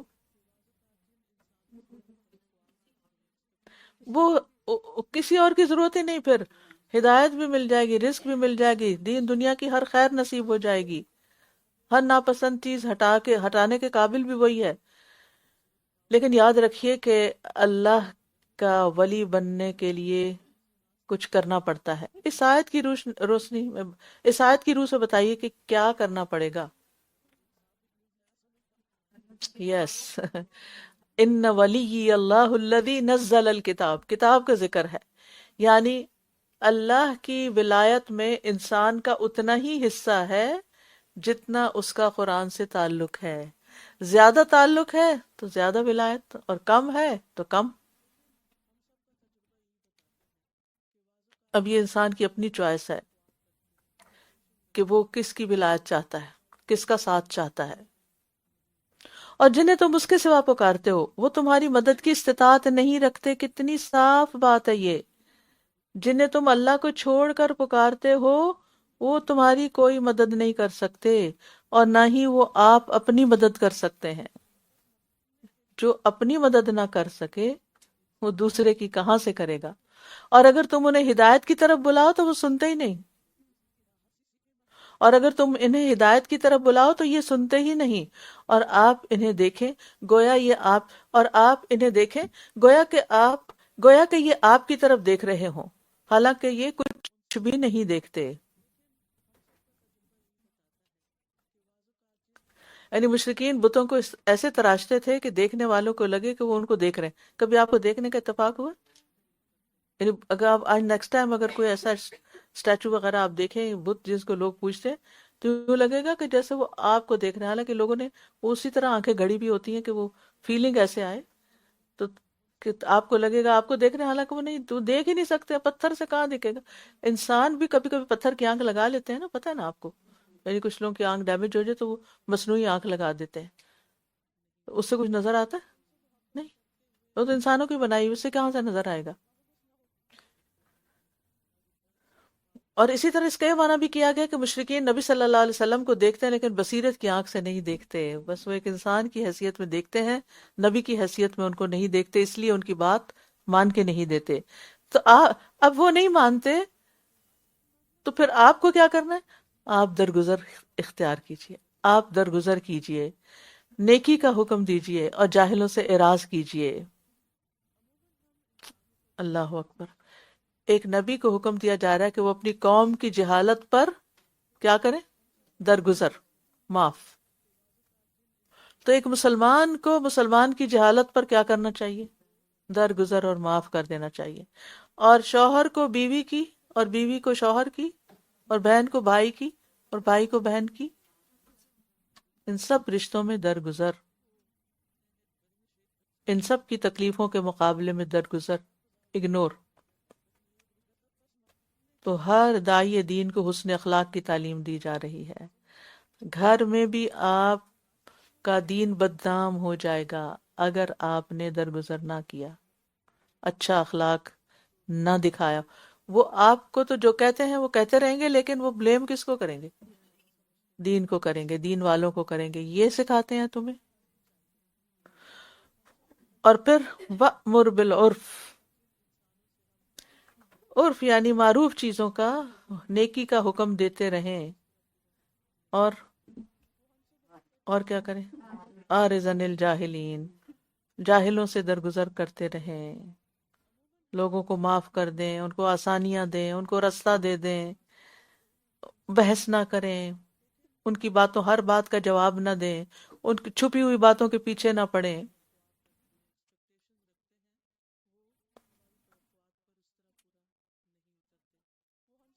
یاد رکھیے قرآن و سنت سے زیادہ خوبصورت طریقے سے کوئی آپ کو اخلاق کی تعلیم نہیں دے سکتا۔ تین چھوٹے چھوٹے جملے، خذ العفو وامر بالعرف اعرض عن الجاہلین، چند لفظ ہیں اور ان کے اوپر اخلاق کی بنیادیں ہیں۔ یعنی اگر وہ ساری کتابیں جو اخلاقیات پہ لکھی گئی ہیں اور جو بھی اس اخلاق کے موضوع پر بات کرتا ہے، وہ اگر دیکھے تو اچھے اخلاق میں یہ تینوں چیزیں آتی ہیں۔ سب سے پہلے تو معاف کر دو، جو بھی کیا ہے نا آج تک اس نے، معاف کر دو، کیونکہ معاف کیے بغیر آپ آگے نہیں بڑھ سکتے۔ پھر صرف معقول اور معروف بات کیا کرو، اور اگر پھر بھی ان کی طرف سے جہالت سامنے آئے تو اس کو اگنور کر دیا کرو، گویا آپ کو پتہ ہی نہیں کہ اس نے کیا کیا۔ بالکل لکھ کے لگانا چاہیے، لازماً۔ بہت ہی اچھا ریمائنڈر ہے، اور یہ صرف نبی کے لیے نہیں ہے، امتیوں کے لیے بھی ہے، کہ لوگوں سے، یعنی کہ لوگوں کے ساتھ جب آپ کا انٹریکشن ہو تو یہ تین اصول یاد رکھیں۔ اور اگر آپ کو شیطان کی طرف سے کوئی وسوسہ آئے کہ شیطان نہیں کرنے دے گا، یہ وہ منفی سوچیں سوچوائے گا، تو اللہ کی پناہ طلب کیجئے، اللہ سے مدد مانگے۔ پھر بے شک وہ خوب سننے والا، خوب جاننے والا ہے۔ یعنی شیطان وسوسے ڈال کے مختلف طریقوں سے آپ کو ان تین چیزوں سے ہٹائیں گے، یہ کرنے نہیں دیں گے۔ یہ دیکھنے میں چھوٹے چھوٹے لفظ ہیں، کرنے میں بڑے مشکل، اور جس وقت کرنا چاہیں گے اس وقت رکاوٹیں بڑی آئیں گی، تو اس وقت اللہ کی طرف رجوع کریں اور شیطانی وسوسوں کو ختم کرنے کے لیے اعوذ باللہ پڑھیں۔ بے شک وہ لوگ جنہوں نے تقوی اختیار کیا، جب انہیں شیطان کی طرف سے کوئی خیال چھو جاتا ہے تو وہ اللہ کو یاد کر لیتے ہیں۔ یعنی آپ ایک اچھا کام کرنے جا رہے ہوتے ہیں تو پھر دل میں رکاوٹ آ جاتی، تو آپ کہیں نہیں، یہ شیطان کی ڈالی ہوئی رکاوٹ ہے، میں تو کرنا یہ کام، لہٰذا آپ پار ہو جاتے ہیں۔ پھر یکایک وہ صاف دیکھنے لگتے ہیں، ان کو نظر آ جاتا ہے کہ یہ دراصل شیطانی وسوسہ ہے، یہ نیگیٹو تھنکنگ ہے۔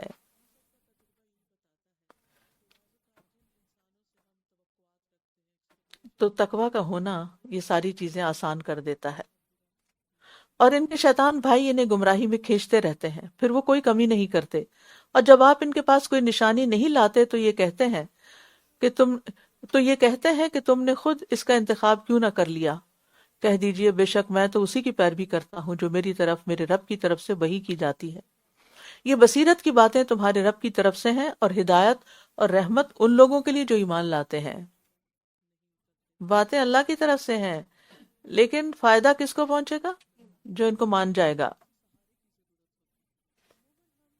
ھذا بصائر من ربکم۔ تو غم سے چھٹکارا پانا ہو، جہالت سے چھٹکارا پانا ہو، گمراہی سے نجات پانی ہو، تو قرآن کو اپنی زندگی میں شامل کر لیں۔ اچھا، اپنے دل کی بات اپنے دل کو ہی بتائیے، اپنے آپ سے پوچھا کریں ایسے سوالات نا، کہ کیا قرآن سے دوری پہ دل تڑپتا ہے؟ کہ کوئی فرق نہیں پڑتا آج پڑھا کہ نہیں پڑھا، کوئی بس ٹھیک ہے، پڑھ لیا تب بھی ٹھیک ہے، نہیں پڑھی. یعنی قرآن کا پڑھنا اور نہ پڑھنا، جیسے تلاوت ہے، ناظرہ ہے، ترجمہ ہے، دورہ قرآن ہے، جو بھی طریقہ ہے، کہ جب نہیں کر سکتے تو پھر بے چینی ہوتی. گلٹ سے زیادہ بے چینی ہونی چاہیے نا، کیونکہ جس چیز سے محبت ہوتی ہے نا، وہ دور ہو جائے نا تو انسان بے چین ہوتا ہے، اس کا دل تڑپنے لگتا ہے. اور جب قرآن پڑھا جا رہا ہو تو اسے غور سے سنو اور خاموش رہو تاکہ تم پر رحم کیا جائے. یہ حکم سب کے لیے عام ہے. اسی طرح نماز اور خطبے میں خاموش رہنا بھی فرض ہے. نماز میں ہم نہیں بول سکتے کچھ اور خطبہ سنتے وقت بھی اور باتیں نہیں کر سکتے، اور قرآن سنتے وقت توجہ کی ضرورت ہوتی ہے. ہاں، اگر کوئی اپنے طور پہ گھر میں تلاوت کر رہا ہے کمرے میں بیٹھ کے اور آواز آپ کو آ رہی ہے، تو اب آپ کچن سے کام چھوڑ کے وہاں جا کے بیٹھ نہیں جائیں گے، آپ سنتے رہیں گے.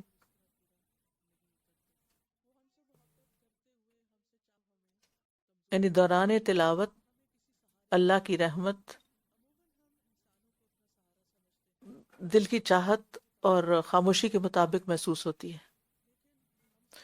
اور صبح اور شام اپنے دل میں اپنے رب کا ذکر کیجیے، عاجزی اور خوف کے ساتھ، اور آواز بلند کیے بغیر، اور آپ غافلوں میں سے نہ ہوں. اللہ کو یاد کرنے سے کیا مراد ہے؟ اس سے مراد نماز بھی ہے، اور نماز کے علاوہ بھی جو بات ہم اللہ کی یاد میں زبان سے کریں یا دل میں سوچیں.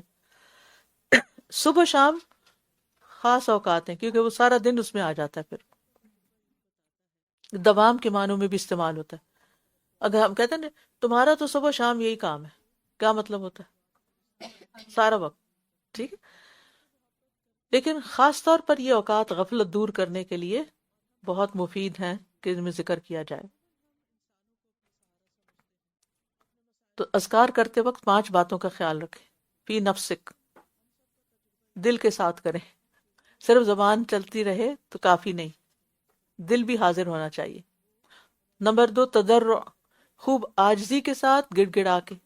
نمبر 3 خیفہ، اللہ کے ڈر کے ساتھ، دل پہ خوف آنا چاہیے، غفلت نہیں ہونی چاہیے. نمبر 4 دون الجہر، یعنی ایک تو یہ کہ آواز کے بغیر ہو کیونکہ یہ اخلاص سے زیادہ قریب اور ریا سے دور ہوتا ہے، اور دوسرا یہ کہ قرآن کی تلاوت نہ بالکل آہستہ ہو نہ بلند آواز میں، بلکہ درمیانی آواز سے قرآن پڑھا جائے. اور 5ویں چیز ولا تکن من الغافلین، ذکر ہر وقت جاری رہے، غفلت کا شکار نہ ہو. اور خصوصاً صبح شام کے اذکار جو ہے نا انسان کو غافلین میں سے نکال دیتے ہیں. اور بندے کو کچھ اوقات ایسے ضرور دن میں رکھنے چاہیے جو آپ کے اپنے رب کے ساتھ تنہا اوقات ہو، کوئی بھی نہ ہو، اور اس وقت آپ رب کو یاد کریں. یقین کریں اگر 2-3 دعائیں بھی اکیلے بیٹھ کے رو کے مانگ لینا، وہ ایک پوری کتاب دعاؤں کے پڑھنے سے بہتر ہے. تو اللہ سبحانہ تعالیٰ کو چپکے چپکے دل میں رو کے، بس آپ ہوں اور آپ کا رب ہو، کوئی تیسرا نہ ہو. اس وقت ایسا وقت ضرور بنائے اپنے لیے کوئی. اور ذکر کی حالت میں فائدہ یہ ہوتا ہے کہ مسلسل اللہ کا ساتھ ملتا ہے. بے شک وہ جو آپ کے رب کے پاس ہیں وہ اس کی عبادت سے تکبر نہیں کرتے، اور وہ اس کی تسبیح کرتے رہتے ہیں، اور وہ اسی کو سجدہ کرتے ہیں، اور وہ اس کی تسبیح کرتے ہیں، اور وہ اسی کو سجدہ کرتے ہیں، اور وہ اس کو سجدہ کرتے ہیں. اللہ کے قریب ہونے والے تکبر کو نہیں جانتے. تو مقرب فرشتے صرف اللہ کو سجدہ کرتے ہیں، تو انسان کو بھی صرف اسی کے لیے سجدہ کرنا چاہیے. شیطان نے سجدے سے انکار کیا تھا جبکہ فرشتے سب جھکتے ہیں. اور یہاں آپ دیکھیے کہ سجود تلاوت میں سے یہ پہلا سجدہ ہے، سجدہ تلاوت. قرآن کریم میں 14 مقامات ہیں جہاں آیت سجدہ آئی ہے. ایک آیت کے بارے میں اختلاف ہے جو سورۃ الحج میں دوسرا سجدہ آتا ہے. سجدہ تلاوت بعض کے نزدیک واجب ہے، بعض کے نزدیک مستحب ہے، لیکن یہ ہے کہ کرنا ہی افضل ہے. اور افضل طریقہ کیا ہے کہ آپ جیسے نماز کے لیے وضو وغیرہ کرتے ہیں، دوپٹہ ہر چیز کا اہتمام، وہ افضل ہے. لیکن اگر کسی وجہ سے وضو نہیں رہا، آپ قرآن پڑھ رہے ہیں بیچ میں سجدہ آ گیا ہے، آپ کے لیے زمین پہ جا کے سجدہ کرنے کی گنجائش نہیں ہے، آپ بہت زیادہ بھی نہیں جھک سکتے، تو آپ جہاں بیٹھے ہو اپنی گردن بھی جھکا سکتے ہیں، ٹھیک ہے۔ شیطان سجدہ تلاوت پر روتا ہے۔ حدیث میں آتا ہے جب ابن آدم سجدے کی قرات کرتا ہے پھر سجدہ کرتا ہے، یعنی آیت سجدہ کی قرات کر کے سجدہ کرتا ہے، تو شیطان روتے ہوئے وہاں سے ہٹ جاتا ہے اور کہتا ہے ہائے اس کی ہلاکت، اور ایک جگہ پر آتا ہے ہائے میری ہلاکت، ابن آدم کو سجدے کا حکم ملا، اس نے سجدہ کر لیا اور اس کے لیے جنت ہے، اور مجھے سجدے کا حکم ملا تو میں نے انکار کر دیا، میرے لیے آگ ہے، پتہ ہے اس کو، پھر بھی توبہ نہیں کرتا۔ یہی تو اس کی ہٹ درمی ہے۔ چلیے تھوڑا سی بریک لیتے ہیں، ریفلیکشن لیں گے آپ کے، پہلے یہاں آن کیمپس لے لیتے ہیں، پھر اس کے بعد آن لائن بھی تھوڑا سا لے لیتے ہیں، پھر آگے چلیں گے۔ جی کوئی ہے جو بولنا چاہتا ہو؟ بولیے، دیجیے ان کو۔ ہمیں زندگی میں ہر روز ہر وقت اللہ کا ساتھ، اللہ کی مدد چاہیے، اور اللہ کی مدد میں انسان کا اتنا ہی حصہ ہے جتنا وہ اللہ کی کتاب قرآن کو پڑھے، تدبر کرے، تذکر کرے اور اس پر عمل کرے۔ جزاک اللہ خیر۔ آج سوچنے کے بارے میں کہا گیا کہ اپنے دل کے بارے میں سوچو اور اپنے آپ کو مینج کرو گے کہ کیا چیز ہم سوچتے، کیا مائنڈ میں ہمارے ہر وقت ہم کس بارے میں سوچتے ہیں۔ خود ایکچولی احتسابی، ہمارے مائنڈ میں ہر چیز، حالات میں اتنا کچھ چل رہا ہوتا ہے تو ہم باقی غم فکر میں لگے رہتے ہیں، لیکن اصل ہم فوکس میں نہیں رہتے۔ جی ناہید کو دیجیے۔ استاذہ جو یہ عہد الس کی بات ہوئی تو اس میں جو اسٹیٹمنٹ ہے نا، یہ جو جملہ آ رہا ہے قالوا بلا شہدنا، یہ اتنا امپورٹنٹ ہے کہ ہم لوگوں تک پہنچائیں، کہ میرا خود پرسنل ایکسپیرینس تھا کہ لوگوں کو اویئر نہیں ہے اس بات کا کہ ہم نے اللہ تعالیٰ سے کو وٹنس کیا ہے، جی تاکہ وہ غافل نہ رہے۔ تو یہ ہمارا میسج ضرور ہونا چاہیے ہر ایک کو دینے کے لیے۔ ٹھیک ہے، پیچھے شاہدہ کو دیجیے۔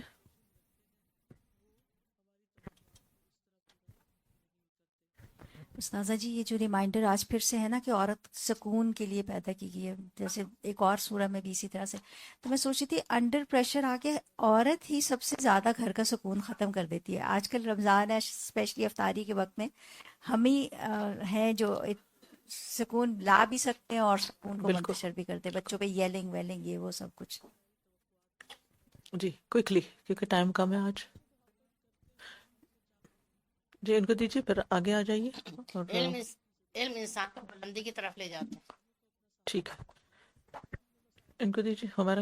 استاذہ جی یہ بڑی ڈرانے والی، میرا دل اندر سے ڈر گیا کہ اپنی کم علمی کا اعتراف کر لینا چاہیے، کم علمی کا اعتراف کر لینا اور چاہیے، اپنی قابلیت جتانے کے چکر میں ادھر ادھر کی باتیں جو ہیں وہ نہیں غیر کرنی ضروری چاہیے، باتوں سے یا پرہیز اپنے کرنا۔ آپ کو منوانے کی کوشش کرنی بالکل جی، بس یہ آخری آگے دیجیے اور پھر میں آن لائن لیتی ہوں۔ ریلیشن شپ کی نبھانے کی کہ معاف کریں، اچھی بات کریں، اور still not solve then ignore it. جی ہاں ٹھیک ہے جی۔ Online Faiza Khatri.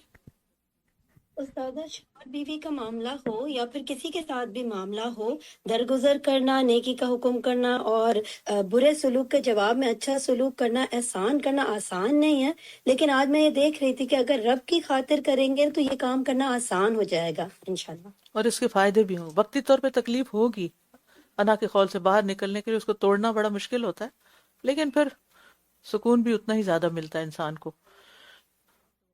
شازیہ نواز۔ استاذہ یہ اخلد الارض، اس کے بارے میں سوچی تھی کہ جیسے اس کی وجہ جو ہے وہ دنیا اورینٹڈ ہونا ہے، تو اس کا علاج یہ ہے کہ آخرہ اورینٹڈ بن جائے انشاءاللہ۔ انشاءاللہ۔ ہما سمی۔ جی استاذہ جی، اس کے حوالے سے یہی جو آیت تھی کہ اللہ تعالیٰ نے عورت کو سکون کا ذریعہ بنایا، اور ہماری جو ہم کر نہیں پاتے قربانی یا ہم احساس نہیں کر پاتے، تو اس کی ایک وجہ شیطان بھی ہوتا ہے۔ تو ایک دعا میرے ذہن میں آ رہی تھی، یا حی یا قیوم برحمتک استغیث اصلح لی شأنی کلہ ولا تکلنی الی نفسی طرفۃ عین۔ اگر ہم اس دعا کو اس وقت کثرت سے مانگنا شروع کر دیں تو واقعی میں ہمیں اللہ تعالیٰ کی مدد حاصل ہوتی ہے اس وقت، اور ہم وہ کام اللہ تعالیٰ کے لیے کر پاتے ہیں پھر۔ جزاک اللہ خیر۔ جی ڈاکٹر شازیہ۔ استاذہ یہ جو آج کل می ٹائم کا اتنا کانسیپٹ ہے، اس سے میں سوچ رہی تھی می ٹائم تو ہمارا وہ ہے جب ہم اللہ کے ساتھ اکیلے چپکے عاجزی کے ساتھ ہم اللہ سے دعائیں کریں، تو وہی ہمارا ایکچولی می ٹائم ہوتا ہے۔ بالکل۔ نبیلہ۔ جی اگر ہمارے پاس کسی چیز کا علم نہ ہو تو ہم کہہ دیں لا ادری کہ میں نہیں جانتی. جی ثنا کامرہ عمران. یہ ساتھ حدود کے واقعے سے میں نے سیکھا ہے کہ اگر ہماری نیت خالص ہو، مقصد اللہ کی رضا ہو، تو چاہے تھوڑی تعداد ہو، تھوڑی کوشش ہو، اس میں بہت زیادہ خیر پھیل سکتی ہے اس سے. بالکل. نیورین. استاذہ جو استدراج کا جو قانون ہے اللہ تعالیٰ کا، اس سے بہت خوف آتا ہے کہ اگر نافرمانیوں کے باوجود ہمیں نعمتیں مل رہی ہیں تو ہمارے لیے ایک لمحہ فکریہ ہونی چاہیے. جی جزاک اللہ خیر. آگے چلتے ہیں. جی نیکسٹ. بسم اللہ الرحمن الرحیم. يسألونك عن الأنفال قل الأنفال لله والرسول فاتقوا الله وأصلحوا ذات بينكم وأطيعوا الله ورسوله إن كنتم مؤمنين. إنما المؤمنون الذين إذا ذكر الله وجلت قلوبهم وإذا تليت عليهم آياته زادتهم إيمانا وعلى ربهم يتوكلون. الذين يقيمون الصلاة ومما رزقناهم ينفقون أولئك هم المؤمنون حقا لهم درجات عند ربهم ومغفرة ورزق كريم. كما أخرجك ربك من بيتك بالحق وإن فريقا من المؤمنين لكارهون. يجادلونك في الحق بعدما تبين كأنما يساقون إلى الموت وهم ينظرون. وَإِذْ يَعِدُكُمُ اللَّهُ إِحْدَى الطَّائِفَتَيْنِ أَنَّهَا لَكُمْ وَتَوَدُّونَ أَنَّ غَيْرَ ذَاتِ الشَّوْكَةِ تكون لكم ويريد الله أن يحق الحق بكلماته ويقطع دابر الكافرين ليحق الحق ويبطل الباطل ولو كره المجرمون. إذ تستغيثون ربكم فاستجاب لكم أني ممدكم ب1000 من الملائكة مردفين. وما جعله الله إلا بشرى ولتطمئن به قلوبكم وما النصر إلا من عند الله إن الله عزيز حكيم. سورۃ الانفال مدنی صورت ہے. اس کی 75 آیات ہیں. مصحف میں ترتیب کے اعتبار سے 8 نمبر صورت ہے. نزول کے اعتبار سے 88 یعنی 88 نمبر ہے. اس صورت کے ناموں میں الانفال کے علاوہ القتال اور الفرقان بھی ہے. یہ قرآن کی واحد صورت ہے جو یسألونہ کے ساتھ شروع ہو رہی ہے. یہ صورت 2 ہجری میں جنگ بدر کے بعد نازل ہوئی تھی جو کہ اسلام اور کفر کی پہلی جنگ تھی. اس پر اس میں مفصل تبصرہ ہے. وہ آپ سے مال غنیمت کے بارے میں سوال کرتے ہیں. کہہ دیجئے مال غنیمت اللہ اور رسول کے لیے ہے، لہٰذا تم اللہ سے ڈرو اور آپس کے تعلقات کی اصلاح کر لو اور اللہ اور اس کے رسول کی اطاعت کرو اگر تم مومن ہو. چونکہ پہلی جنگ تھی، پہلا غزوہ تھا، اس لیے ابھی یہ نہیں معلوم تھا کہ جنگ میں جو مال ہاتھ آیا وہ کس طرح تقسیم ہوگا، لہٰذا اس کے بارے میں سوال کیا گیا. سوال تو مال کے بارے، مال غنیمت کے بارے میں تھا، لیکن جواب کیا آیا؟ مال غنیمت اللہ اور رسول کے لیے، اس کے بارے میں مت سوچو، وہ جو چاہیں فیصلہ کریں.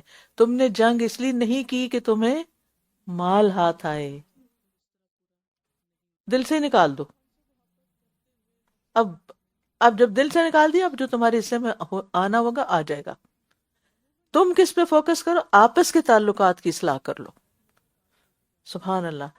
یعنی مومنوں کو بھی آپس کے تعلقات کی اصلاح کرنی چاہیے، اور وہ مومن جو گھر میں ایک دوسرے کے ساتھ رہتے ہیں ان کو تو ضروری کر لینی چاہیے. اور اس معاملے میں اللہ اور اس کے رسول کی اطاعت کرو، کیونکہ آپس کے تعلقات کا بگاڑ جو ہے یہ دین کو مونڈ دیتا ہے، انسان کا دین ختم ہو جاتا ہے، برباد ہو جاتا ہے. رسول اللہ صلی اللہ علیہ وسلم نے فرمایا تم آپس کے تعلقات بگاڑنے سے بچو، اس لیے کہ یہ چیز دین کو مونڈ دینے والی ہے. اور لوگوں کے درمیان اصلاح کرنا یہ بڑی عبادتوں میں سے ہے.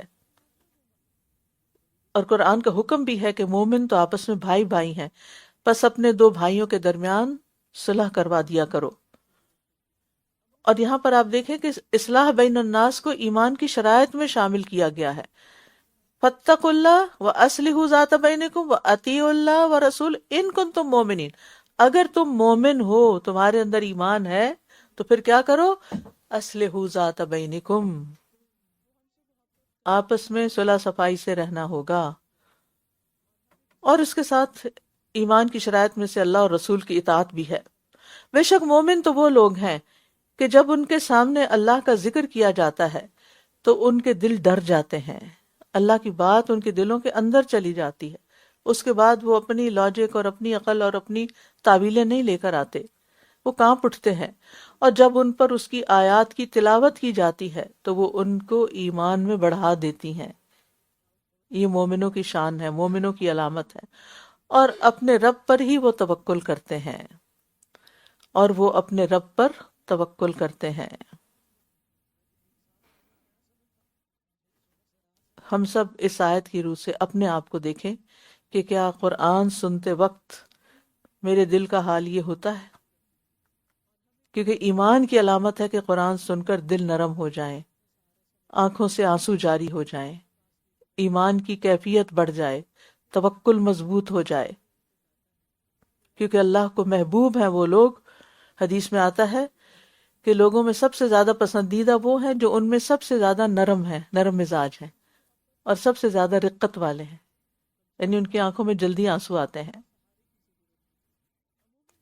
اور اللہ پر توکل، سوری ابن تیمیہ کا قول ہے، حدیث نہیں ہے یہ جو میں نے ابھی آپ کو بتائی. اور اپنے رب پر توکل کرتے نہیں، اسی سے ساری امیدیں رکھتے ہیں، اس کے سوا کسی کو مقصد نہیں بناتے، کسی سے پناہ نہیں لیتے، کسی سے اپنی حاجتیں نہیں مانگتے، اسی کی طرف رغبت کرتے ہیں. وہ جانتے ہیں کہ جو اللہ چاہے گا وہی ہوگا، جو وہ نہیں چاہے گا وہ نہیں ہوگا. اور وہ سمجھتے ہیں کہ اس کی بادشاہت میں کوئی شریک نہیں. وہ لوگ جو نماز قائم کرتے ہیں اور جو رزق ہم نے انہیں دیا ہے اس میں سے خرچ کرتے ہیں، اللہ کی دی ہوئی چیز میں سے وہ اللہ ہی کے راستے میں دیتے ہیں. وہی لوگ سچے مومن ہیں. ان کے لیے ان کے رب کے ہاں بڑے درجات ہیں اور مغفرت اور عزت والا رزق ہے. یعنی قلبی عبادات، بدنی عبادات اور مالی عبادات کا یہ صلہ ہے. ان آیات میں تینوں طرح کی عبادات کا ذکر آ گیا ہے، یعنی دل کا دہل جانا اور پھر اللہ پہ بھروسہ، یہ قلبی عبادت، نماز بدنی عبادت، اور انفاق فی سبیل اللہ مالی عبادت. اور بعض علماء نے کہا کہ قلبی عبادات کے عوض درجات میں بلندی ہوگی، جتنی اچھی نیت اتنا درجہ زیادہ. بدنی عبادات کے عوض مغفرت ہوگی، یعنی نماز گناہوں کو جلا دیتی، اور مالی عبادات کے عوض عزت کی روزی ملے گی. گویا یہ کام، یہ نسخے، یہ وظیفے رزق میں کشادگی اور اللہ کی وسیع نعمتیں حاصل کرنے کا ذریعہ ہیں. جیسا کہ آپ کے رب نے آپ کو بدر کے موقع پر آپ کے گھر سے حق کے ساتھ نکالا، حالانکہ مومنوں میں سے ایک گروہ یقیناً اس کو ناپسند کرنے والا تھا. عام طور پر کامیابی حاصل کرنے کے لیے جو محنت کرنی پڑتی ہے نا، وہ نفس پہ بڑی بھاری ہوتی ہے، وہ مشکل لگتی۔ مومنوں کا بدر کے جنگ کے موقع پر گھروں سے نکلنا صرف دین کی بلندی کے لیے تھا، جس میں ان کی بلندی تھی، لیکن وہ کیا چاہتے تھے؟ وہ آسان رستہ لیں اور جہاں سے قافلہ گزر رہا ہے اس کو بس ٹھکانے کریں اور ان کا مال لے لیں۔ حق واضح ہو جانے کے بعد بھی یہ اس کے بارے میں آپ سے یوں جھگڑ رہے تھے گویا یہ موت کی طرف ہانکے جا رہے ہوں اور یہ آنکھوں سے دیکھ رہے ہوں۔ اور جب اللہ تم سے دو گروہوں میں سے ایک کا وعدہ کر رہا تھا کہ یقیناً وہ تمہارے لیے ہوگا، اور تم چاہتے تھے کہ بغیر کانٹے والا یعنی بغیر ہتھیاروں والا تمہارے لیے ہو جائے، ابو سفیان کا قافلہ، اور اللہ چاہتا تھا کہ حق کو اپنے کلمات سے حق ثابت کر دے اور کافروں کی جڑ کاٹ دے، یعنی تمہیں مشکل سے گزار کر نعمت دینا چاہتا تھا اور تم آسانی سے حاصل کرنا چاہتے۔ یہ ہم سب کے لیے زندگی میں کچھ چیزیں بڑی سخت امتحان ہوتی ہیں، بڑا مشکل ہوتا ہے وہ کام کرنا، لیکن اس کام کے کرنے سے اتنا ہی بڑا فائدہ بھی حاصل ہوتا ہے۔ اس کے برعکس انسان اگر اسکیپ کر جائے تو وقتی طور پہ تو اس کو آسانی لگتی ہے، لیکن آگے نقصانات بڑے ہوتے ہیں۔ تاکہ وہ حق کا حق ہونا اور باطل کا باطل ہونا ثابت کر دے، خواہ مجرموں کو ناگوار ہی گزرے۔ جب تم اپنے رب سے فریاد کر رہے تھے تو اس نے تمہاری فریاد سن لی کہ بے شک میں تمہیں 1000 فرشتوں کے ساتھ مدد دینے والا ہوں، جو یکے بعد دیگرے آنے والے ہیں، ایک کے بعد ایک آتا جائے گا، یا گروہوں کے گروہ آتے جائیں گے۔ بدر کے میدان میں فرشتے حاضر ہوئے تھے، اور بدر میں شامل ہونے والے مسلمان اور فرشتے سب سے افضل ہیں، امت کے سب سے افضل حصے کے لوگ ہیں جو بدر میں شامل ہوئے، اور فرشتوں میں سے بھی افضل ترین وہ ہیں۔ اور اس میں آپ دیکھیے کہ اللہ چاہتا تو صرف فرشتے بھیج کے سارا کچھ کروا دیتا، لیکن مومنوں سے کروایا، اور دعا کے ساتھ ساتھ اسباب اختیار کرنا بھی ضروری ہوتا ہے۔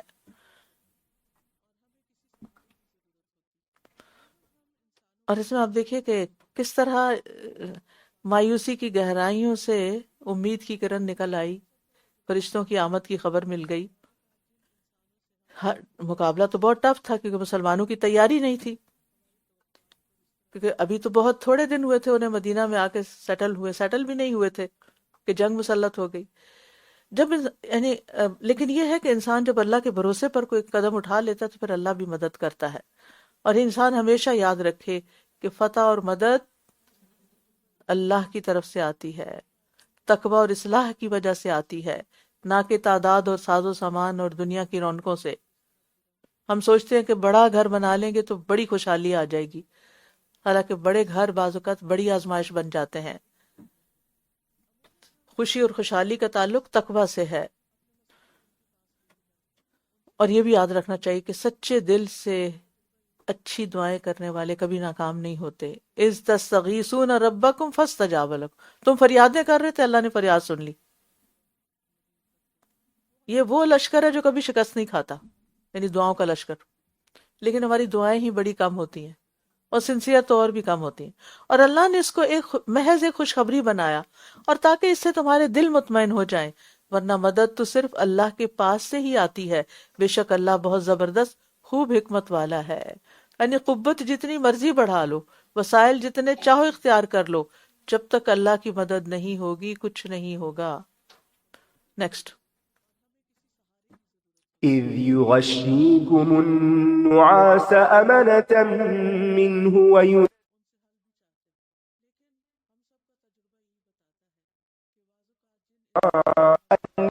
يطهركم به ويذهب عنكم رجز الشيطان وليربط على قلوبكم ويثبت به الأقدام إذ يوحي ربك إلى الملائكة أني معكم فثبتوا الذين آمنوا سألقي في قلوب الذين كفروا الرعب فاضربوا فوق الأعناق واضربوا منهم كل بنان ذلك بأنهم شاقوا الله ورسوله ومن يشاقق الله ورسوله فإن الله شديد العقاب ذلكم فذوقوه وأن للكافرين عذاب النار يا أيها الذين آمنوا إذا لقيتم الذين كفروا زحفا فلا تولوهم الأدبار ومن يولهم يومئذ دبره إلا متحرفا لقتال أو متحيزا إلى فئة فقد باء بغضب من الله ومأواه جهنم وبئس المصير فلم تقتلوهم ولكن الله قتلهم وما رميت إذ رميت ولكن الله رمى وليبلي المؤمنين منه بلاء حسنا إن الله سميع عليم ذلكم وأن الله موهن كيد الكافرين إذ تستفتحوا فقد جاءكم الفتح وإن تنتهوا فهو خير لكم وإن تعودوا نعد ولن تغني عنكم فئتكم شيئا ولو كثرت وأن الله مع المؤمنين جب وہ اپنی طرف سے امن دینے کے لیے تم پر اونگ طاری کر رہا تھا اور آسمان سے تم پر پانی برسا رہا تھا تاکہ اس کے ذریعے تمہیں پاک کر دے اور شیطان کی نجاست وسوسے کو تم سے دور کر دے اور تاکہ تمہارے دلوں کو مضبوط کر دے اور اس کے ذریعے تمہارے قدموں کو جما دے۔ مشکل وقت ہوتا ہے لیکن اللہ کی طرف سے مدد بھی آتی ہے، اور کبھی وہ اونگ کی شکل میں آ جاتی ہے اور کبھی وہ آسمان کی بارش کی شکل میں آتی ہے، اور یوں اللہ تعالیٰ انسان کی سوچ میں بھی خوبصورتی پیدا کر دیتا ہے، شیطان کے وسوسے دور کر دیتا ہے، اور جب شیطان کے وسوسے دور ہوتے ہیں تو دل مضبوط ہو جاتا ہے۔ کتنا بڑا دشمن ہے کہ ہمارے دل پہ حملہ کرتا ہے اور ہمیں پریشان کرتا ہے، اور پھر ہم راہ حق سے ڈگمگانے لگتے ہیں، جبکہ اللہ کی مدد آتی ہے تو پھر یہ ساری مشکلات حل ہو جاتی ہیں اور قدم جمائے جاتے ہیں۔ اور جب آپ کا رب فرشتوں کی طرف وحی کر رہا تھا کہ میں تمہارے ساتھ ہوں، پس تم ان لوگوں کو ثابت قدم رکھو، یعنی فرشتوں کی مدد بھی آتی، پس تم ان لوگوں کو ثابت قدم رکھو جو ایمان لائے، ان قریب میں کفر کرنے والوں کے دلوں میں روب ڈال دوں گا، پس تم گردنوں پر وار کرو اور ان کے ہر پور پر ضرب لگاؤ۔ تو فرشتوں کی ذمہ داریوں اور کاموں میں سے ایک کام کیا ہے؟ مومنوں کو آزمائش میں ثابت قدم رکھنا ہو۔ یہ اس لیے کہ انہوں نے اللہ اور اس کے رسول کی مخالفت کی، اور جو کوئی اللہ اور اس کے رسول کی مخالفت کرتا ہے تو یقیناً اللہ سخت سزا دینے والا ہے۔ یہ ہے سزا تمہاری، پس چکھو اسے، اور یقیناً کافروں کے لیے آگ کا عذاب ہے۔ اے لوگو جو ایمان لائے ہو، جب میدان جنگ میں تمہاری ان لوگوں سے مٹ بھیڑ ہو جنہوں نے کفر کیا تو ان سے پشتیں نہ پھیرو۔ جنگ سے بھاگنے کو کبیرہ گناہ قرار دیا گیا ہے، اور جو کوئی ان سے اس دن اپنی پشت پھیرے سوائے اس کے جو جنگ کے لیے پنجہ بدلنے والا ہو یا کسی گروہ کی طرف پناہ لینے والا ہو تو یقیناً وہ اللہ کے غضب کے ساتھ پلٹا، اور اس کا ٹھکانہ جہنم ہوگا، اور وہ کتنا برا ٹھکانہ ہے۔ جنگ سے یا مشکل حالات سے انسان کیوں بھاگتا ہے؟ بزدلی کی وجہ سے۔ لہٰذا انسان کو بزدلی سے بھی پناہ مانگنی چاہیے۔ نبی صلی اللہ علیہ وسلم ہر نماز کے بعد دعا کرتے تھے، اللہم انی اعوذ بک من الجبن۔ تو در حقیقت تم نے انہیں قتل نہیں کیا تھا بلکہ اللہ ہی نے انہیں قتل کیا تھا، اور جب آپ نے خاک پھینکی تھی تو آپ نے نہیں پھینکی تھی بلکہ اللہ ہی نے پھینکی تھی، تاکہ وہ مومنوں کو اپنی طرف سے عمدہ امتحان سے گزار دے۔ بے شک اللہ خوب سننے والا، خوب جاننے والا ہے۔ تو یاد رکھیے کسی بھی کامیابی کو اپنا کمال نہ قرار دیں۔ جب انسان اللہ کا حکم مانتا ہے، اللہ کے رسول کا حکم مانتا ہے، تو اللہ سبحانہ وتعالی کامیابی بھی عطا کرتا ہے۔ مومن اپنی تدابیر بھی اللہ کے حوالے کر دیتے ہیں اور اللہ پہ توکل کرتے ہیں۔ یہ بات تو اس طرح ہے، اور یقیناً اللہ کافروں کی چال کو کمزور کرنے والا ہے۔ اگر تم لوگ فیصلہ چاہتے تھے تو بے شک فیصلہ تمہارے پاس آ گیا ہے، اور اگر تم باز آ جاؤ تو یہ تمہارے لیے بہتر ہے، اور اگر تم لوٹو گے تو ہم بھی لوٹیں گے، اور تمہاری جماعت ہرگز تمہارے کچھ کام نہ آئے گی، اگرچہ وہ کثرت میں ہو، اور بے شک اللہ مومنوں کے ساتھ ہے۔ یعنی یہ کفار کو دھمکی دی گئی کہ اب بھی باز آ جاؤ، تمہیں پتہ چل چکا ہے کہ حق پہ کون ہے، کیونکہ انہوں نے جنگ کے لیے نکلتے ہوئے یہ دعا مانگی تھی۔ ابو جہل کے بارے میں آتا ہے کہ اللہ جو حق پر ہو اس کو تو کامیاب کرنا۔ نیکسٹ۔ يا أيها الذين آمنوا أطيعوا الله ورسوله ولا تولوا عنه وأنتم تسمعون ولا تكونوا كالذين قالوا سمعنا وهم لا يسمعون إن شر الدواب عند الله الصم البكم الذين لا يعقلون ولو علم الله فيهم خيرا لأسمعهم ولو أسمعهم لتولوا وهم معرضون يا أيها الذين آمنوا استجيبوا لله وللرسول إذا دعاكم لما يحييكم واعلموا أن الله يحول بين المرء وقلبه وأنه إليه تحشرون واتقوا فتنة لا تصيبن الذين ظلموا منكم خاصة واعلموا أن الله شديد العقاب واذكروا إذ أنتم قليل مستضعفون في الأرض تخافون أن يتخطفكم الناس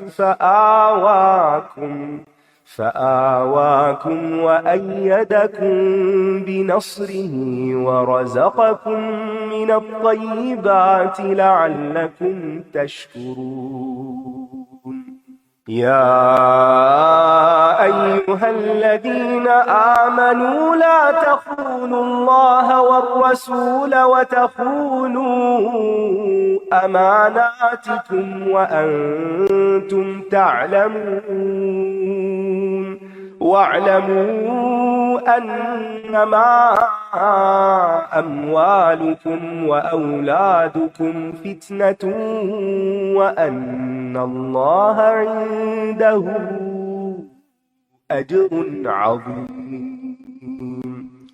اے لوگو جو ایمان لائے ہو، اللہ اور اس کے رسول کی اطاعت کرو اور اس سے منہ نہ پھیرو جبکہ تم سن رہے ہو۔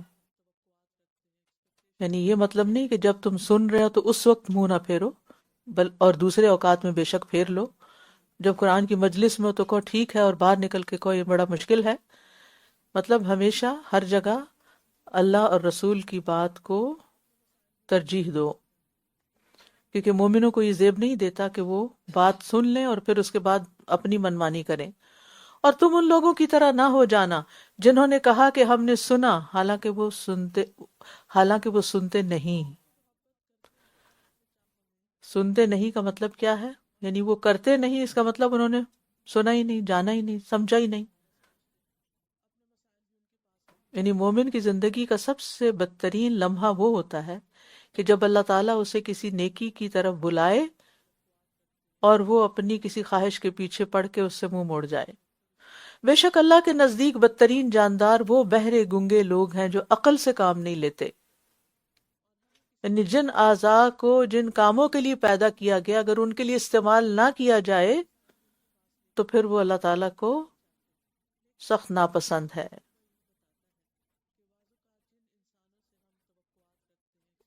اور انسان پھر جانور سے بھی بدتر ہو جاتا ہے، کیونکہ جانور بھی اپنے فائدے مطلب کے لیے اپنے آنکھوں کانوں وغیرہ سے فائدہ اٹھاتے ہیں۔ اور اگر اللہ ان میں کوئی بھلائی جانتا تو ضرور انہیں سنوا دیتا، یعنی اللہ نے سننے سے کیوں محروم رکھا کہ ان کے اندر کوئی خیر ہی نہیں تھی، اور اگر وہ انہیں سنوا دیتا تو یقیناً یہ منہ پھیر جاتے، اور یہ ہیں ہی بے رخی کرنے والے۔ بے رخی کتنی بری چیز ہوتی ہے، کتنی تکلیف دہ چیز ہوتی ہے، اور جب کوئی انسان اللہ کی آیات سے بے رخی برتے اور اس کے دین سے اور اس کے کلام سے اور اس کی کتاب سے، تو یہ بے رخی انسان کو ہلاکت میں گرا دیتی ہے۔ یعنی زمین پر بدترین لوگ وہ ہیں جو اللہ کا کلام سنتے ہیں لیکن پرواہ نہیں کرتے، گویا انہوں نے سنا ہی نہ ہو۔ اور کیوں نہیں سنتے؟ کیونکہ دل متاثر نہیں ہوتا، کیونکہ جب دل پہ کوئی بات نہیں لگتی تو پھر انسان اس کو قابل غور ہی نہیں سمجھتا۔ لیکن جس کے اندر طلب ہوتی ہے، جس کے اندر کوئی خیر ہوتی ہے، اللہ تعالیٰ اس کو سنوا دیتا ہے، توفیق دے دیتا ہے۔ اے لوگو جو ایمان لائے ہو، اللہ کی اور رسول کی بات پر لبیک کہو جب وہ تمہیں اس کام کے لیے پکاریں جو تمہیں زندگی بخشتا ہے، اور جان لو کہ بے شک اللہ بندے اور اس کے دل کے درمیان حائل ہو جاتا ہے، اور یہ کہ تم اسی کی طرف اکٹھے کیے جاؤ گے۔ یعنی جیسے ہی حکم ملے تو کہو لبیک، مان لیا، ایسا ہی کریں گے، کیونکہ اس میں زندگی ہے۔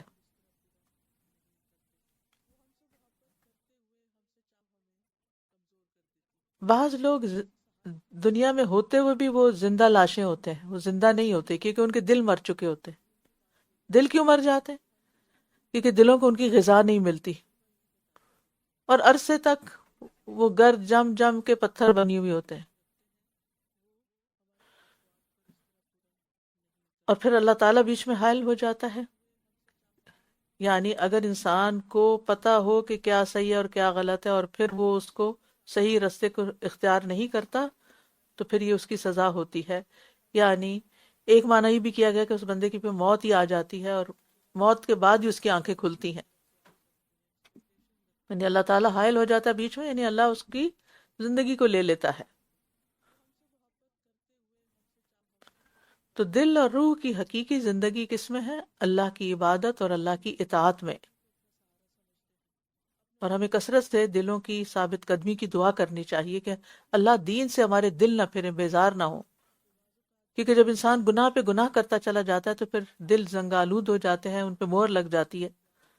اور ڈرو اس فتنے سے جو خاص طور پر ان لوگوں کو نہیں پہنچے گا جنہوں نے تم میں سے ظلم کیا ہوگا، اور جان لو کہ یقیناً اللہ سخت سزا دینے والا ہے۔ تو ہمیں فتنوں سے بچنا بھی چاہیے، اور ان کو دور کرنے کے لیے ان کے اسباب کو بھی ختم کرنا چاہیے۔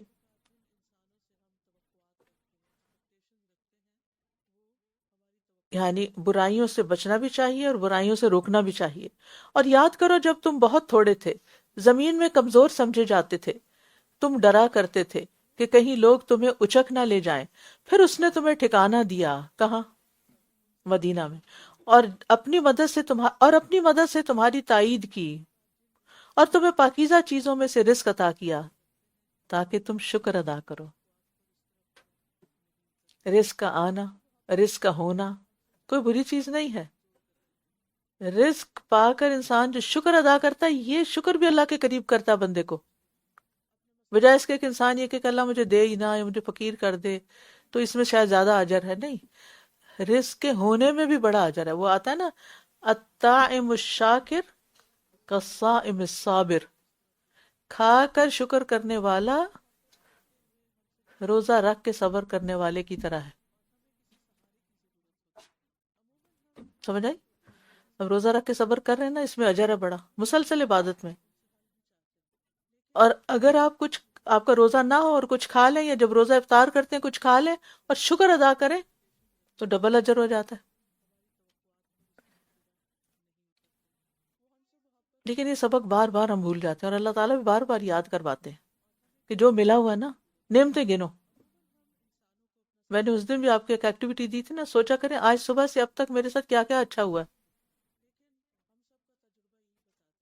اور صرف اچھے ہونے میں نہیں کہ آپ کو کچھ ملا، یہ ملا وہ ملا تو اچھا ہو گیا، یہ کسی نے سلام کر دیا، یہ تو ہے ہی اچھا، لیکن اس کے علاوہ بھی کسی نیکی کے کرنے کی توفیق ہو گئی، کسی کو کوئی اچھا مشورہ دینے کے قابل ہو گئے، کسی کے کسی سوال کا جواب دے دیا، کسی کی کوئی ذاتی خدمت کر دی. یہ بھی اللہ نے آپ پر احسان کیے، توفیق دی، قرآن سننے کے لیے یہاں لے آیا. یہ سب اچھا ہوا ہمارے ساتھ. کوئی بھی ریزن ہو سکتی ہے کہ ہم عبادت کے قابل نہ رہیں، یہ پڑھنے کے قابل نہ رہیں، کچھ بھی ہو سکتا. کسی کی بات کو درگزر کر دیا، کسی کے تانے کو، غصہ دلانے والی بات کو پی گئے، اگنور کیا، کسی سے ذکر بھی نہیں کیا. پینا کیا ہے؟ جو چیز پی لی جاتی ہے وہ پھر گلاس میں نظر نہیں آتی. گلاس میں وہ نظر آتا ہے جو بچا ہوا ہوتا ہے، جو پی لیا وہ اندر غائب ہو گیا. غصہ پی لیا کا مطلب کیا ہے؟ اب کسی سے ذکر بھی نہیں کرنا، اندر چلا گیا. اے لوگو جو ایمان لائے ہو، تم اللہ اور اس کے رسول سے خیانت نہ کرو، اور نہ اپنی امانتوں میں خیانت کرو جبکہ تم جانتے ہو. اصل میں خیانت کا دائرہ بڑا وسیع ہے. ساری ذمہ داریاں، عہد، معاہدے، یہ سب امانت میں آتے ہیں، اور یہ پورے نہ کرنا خیانت کہلاتا ہے. نبی صلی اللہ علیہ وسلم اپنے ہر خطبے میں امانت اور ایمان کا تعلق بتاتے تھے، اور امانت میں خیانت کرنا منافق کی علامت ہے. اور جان لو کہ تمہارے مال اور تمہاری اولاد ایک آزمائش ہیں، کیونکہ ان کی وجہ سے انسان بڑی خیانتیں کر جاتا ہے. اور یہ کہ اللہ کے پاس بہت بڑا اجر ہے. یعنی مال و دولت اور اولاد کی محبت اللہ نے دلوں میں رکھ دی ہے، یہ ہے، ہم اس کا انکار نہیں کر سکتے، تو کرنے کی ضرورت بھی نہیں، لیکن ایک فطری سی چیز ہے یہ. لیکن اسی کے ذریعے انسان کی آزمائش بھی ہو جاتی، ٹیسٹ کر لیا جاتا ہے بندے کو کہ یہ جب اللہ کی بات آئے گی اور دوسری طرف بچے کی، تو کس کی بات کو ترجیح دے گا. اور ہم عموماً وہیں پھسل جاتے ہیں، اب بچہ ہے نا، چھوٹا ہے، چلو اگر یہ اللہ کی نافرمانی کا کوئی کام کرنا چاہتا ہے تو کرنے دیں.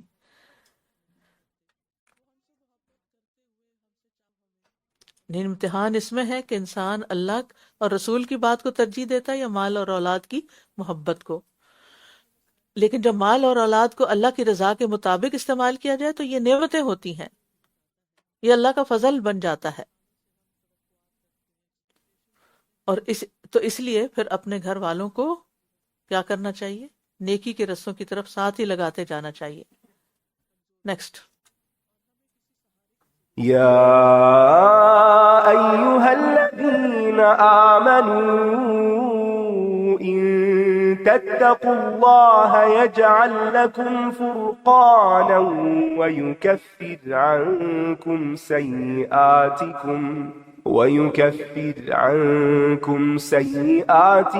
ویغفر لکم واللہ ذو الفضل العظیم. وَإِذْ يَمْكُرُ بِكَ الَّذِينَ كَفَرُوا لِيُثْبِتُوكَ أَوْ يَقْتُلُوكَ أَوْ يُخْرِجُوكَ وَيَمْكُرُونَ وَيَمْكُرُ اللَّهُ وَاللَّهُ خَيْرُ الْمَاكِرِينَ. وَإِذَا تُتْلَى عَلَيْهِمْ آيَاتُنَا قَالُوا قَدْ سَمِعْنَا لَوْ نَشَاءُ لَقُلْنَا مِثْلَ هَذَا إِنْ هَذَا إِلَّا أَسَاطِيرُ الْأَوَّلِينَ. وَإِذْ قَالُوا اللَّهُمَّ إِن كَانَ هَذَا هُوَ الْحَقَّ مِنْ عِندِكَ فَأَمْطِرْ عَلَيْنَا حِجَارَةً مِنَ السَّمَاءِ فأمطر علينا حجارة من السماء أو ائتنا بعذاب أليم وما كان الله ليعذبهم وأنت فيهم وما كان الله معذبهم وهم يستغفرون وما لهم ألا يعذبهم الله وهم يصدون عن المسجد الحرام وما كانوا أولياءه إن أولياؤه إلا المتقون ولكن أكثرهم لا يعلمون وما كان صلاتهم عند البيت إلا مكاء وتصدية فذوقوا العذاب بما كنتم تكفرون إن الذين كفروا ينفقون أموالهم ليصدوا عن سبيل الله فسينفقونها ثم تكون عليهم حسرة ثم يغلبون والذين كفروا إلى جهنم يحشرون ليميز الله الخبيث من الطيب ويجعل الخبيث بعضه على بعض فيركمه جميعا فيجعله في جهنم أولئك هم الخاسرون۔ اے لوگو جو ایمان لائے ہو، اگر تم اللہ کا تقوی اختیار کرو گے تو وہ تمہیں ایک فرقان عطا کر دے گا اور تم سے تمہاری برائیاں دور کر دے گا اور تمہیں بخش دے گا، اور اللہ بہت بڑے فضل والا ہے۔ مال اور اولاد کی آزمائش سے خبردار کرنے کے بعد تقوی کی تعلیم اور اس کا فائدہ بتایا گیا ہے۔ تقوی کہتے ہیں پرہیزگاری کو، اللہ کے حکم سے ان چیزوں سے پرہیز کرنا جن سے اللہ نے روکا ہے، اور فرقان حق و باطل کا فرق پہچاننا، صحیح اور غلط کا۔ اور فائدہ کیا ہوگا کہ اللہ تعالیٰ تمہاری برائیاں دور کر دے گا، تمہیں اچھا انسان بنا دے گا، تمہارے گناہ بخش دے گا، اور اللہ بڑے فضل والا ہے۔ یعنی جتنا تقوی زیادہ ہوگا اتنی بصیرت زیادہ ہوگی، اتنا فرقان زیادہ ہوگا، اور اتنا ہی مقام زیادہ ہو جائے گا۔ اور جب وہ لوگ جنہوں نے کفر کیا آپ کے خلاف چالیں چل رہے تھے تاکہ وہ آپ کو قید کر لیں یا آپ کو قتل کر دیں یا آپ کو مکہ سے نکال دیں، اور وہ چالیں چل رہے تھے، اور اللہ بھی تدبیر کر رہا تھا، اور اللہ سب سے بہتر تدبیر کرنے والا ہے۔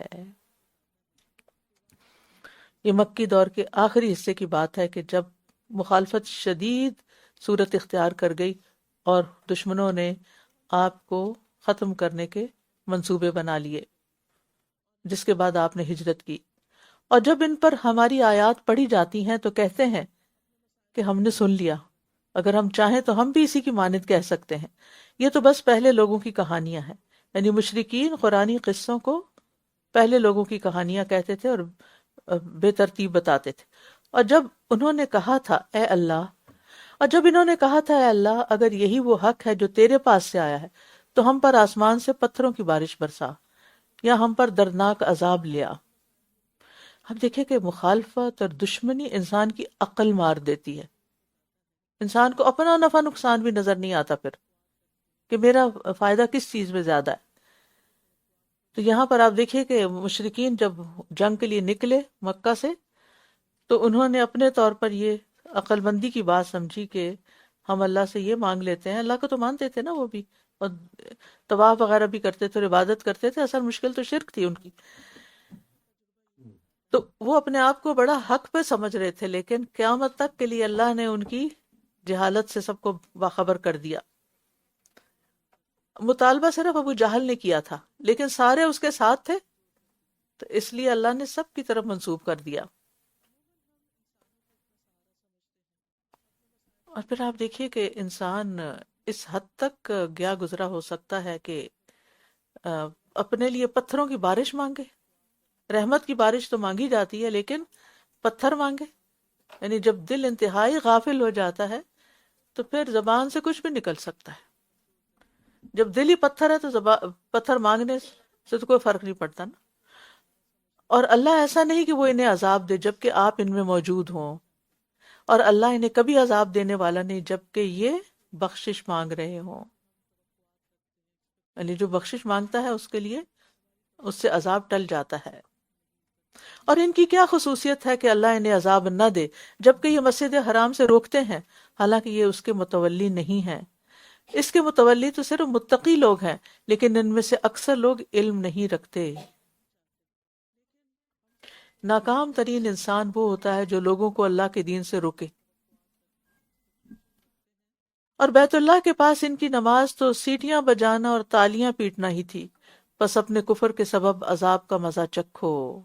یعنی انہوں نے عبادت کے خود ساختہ طریقے ایجاد کر رکھے تھے. آج بھی آپ دیکھیں مسلمانوں کے اندر کچھ لوگ ہیں جو دھمالیں اور رقص اور ان چیزوں کو وہ عبادت سمجھتے ہیں، وہ نیکی سمجھ کے کر رہے ہیں.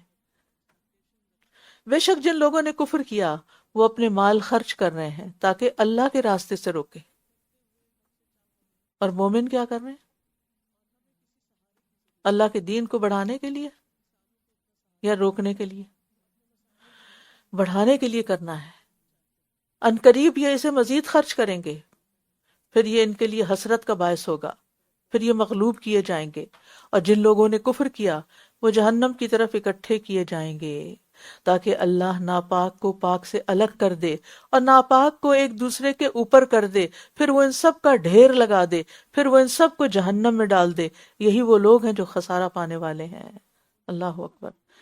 یعنی اس سے بڑھ کر کسی کا خسارہ اور دیوالیہ پن کیا ہو سکتا ہے کہ انسان جس راستے میں اپنی ساری زندگی لگا دے، اپنا وقت، جان، مال، محنت، قابلیت، پورا سرمایہ کھپا دے، اور اینڈ پر جا کے پتہ چلے کہ وہ تو ہلاکت کے گڑھے میں گرنے والا ہے.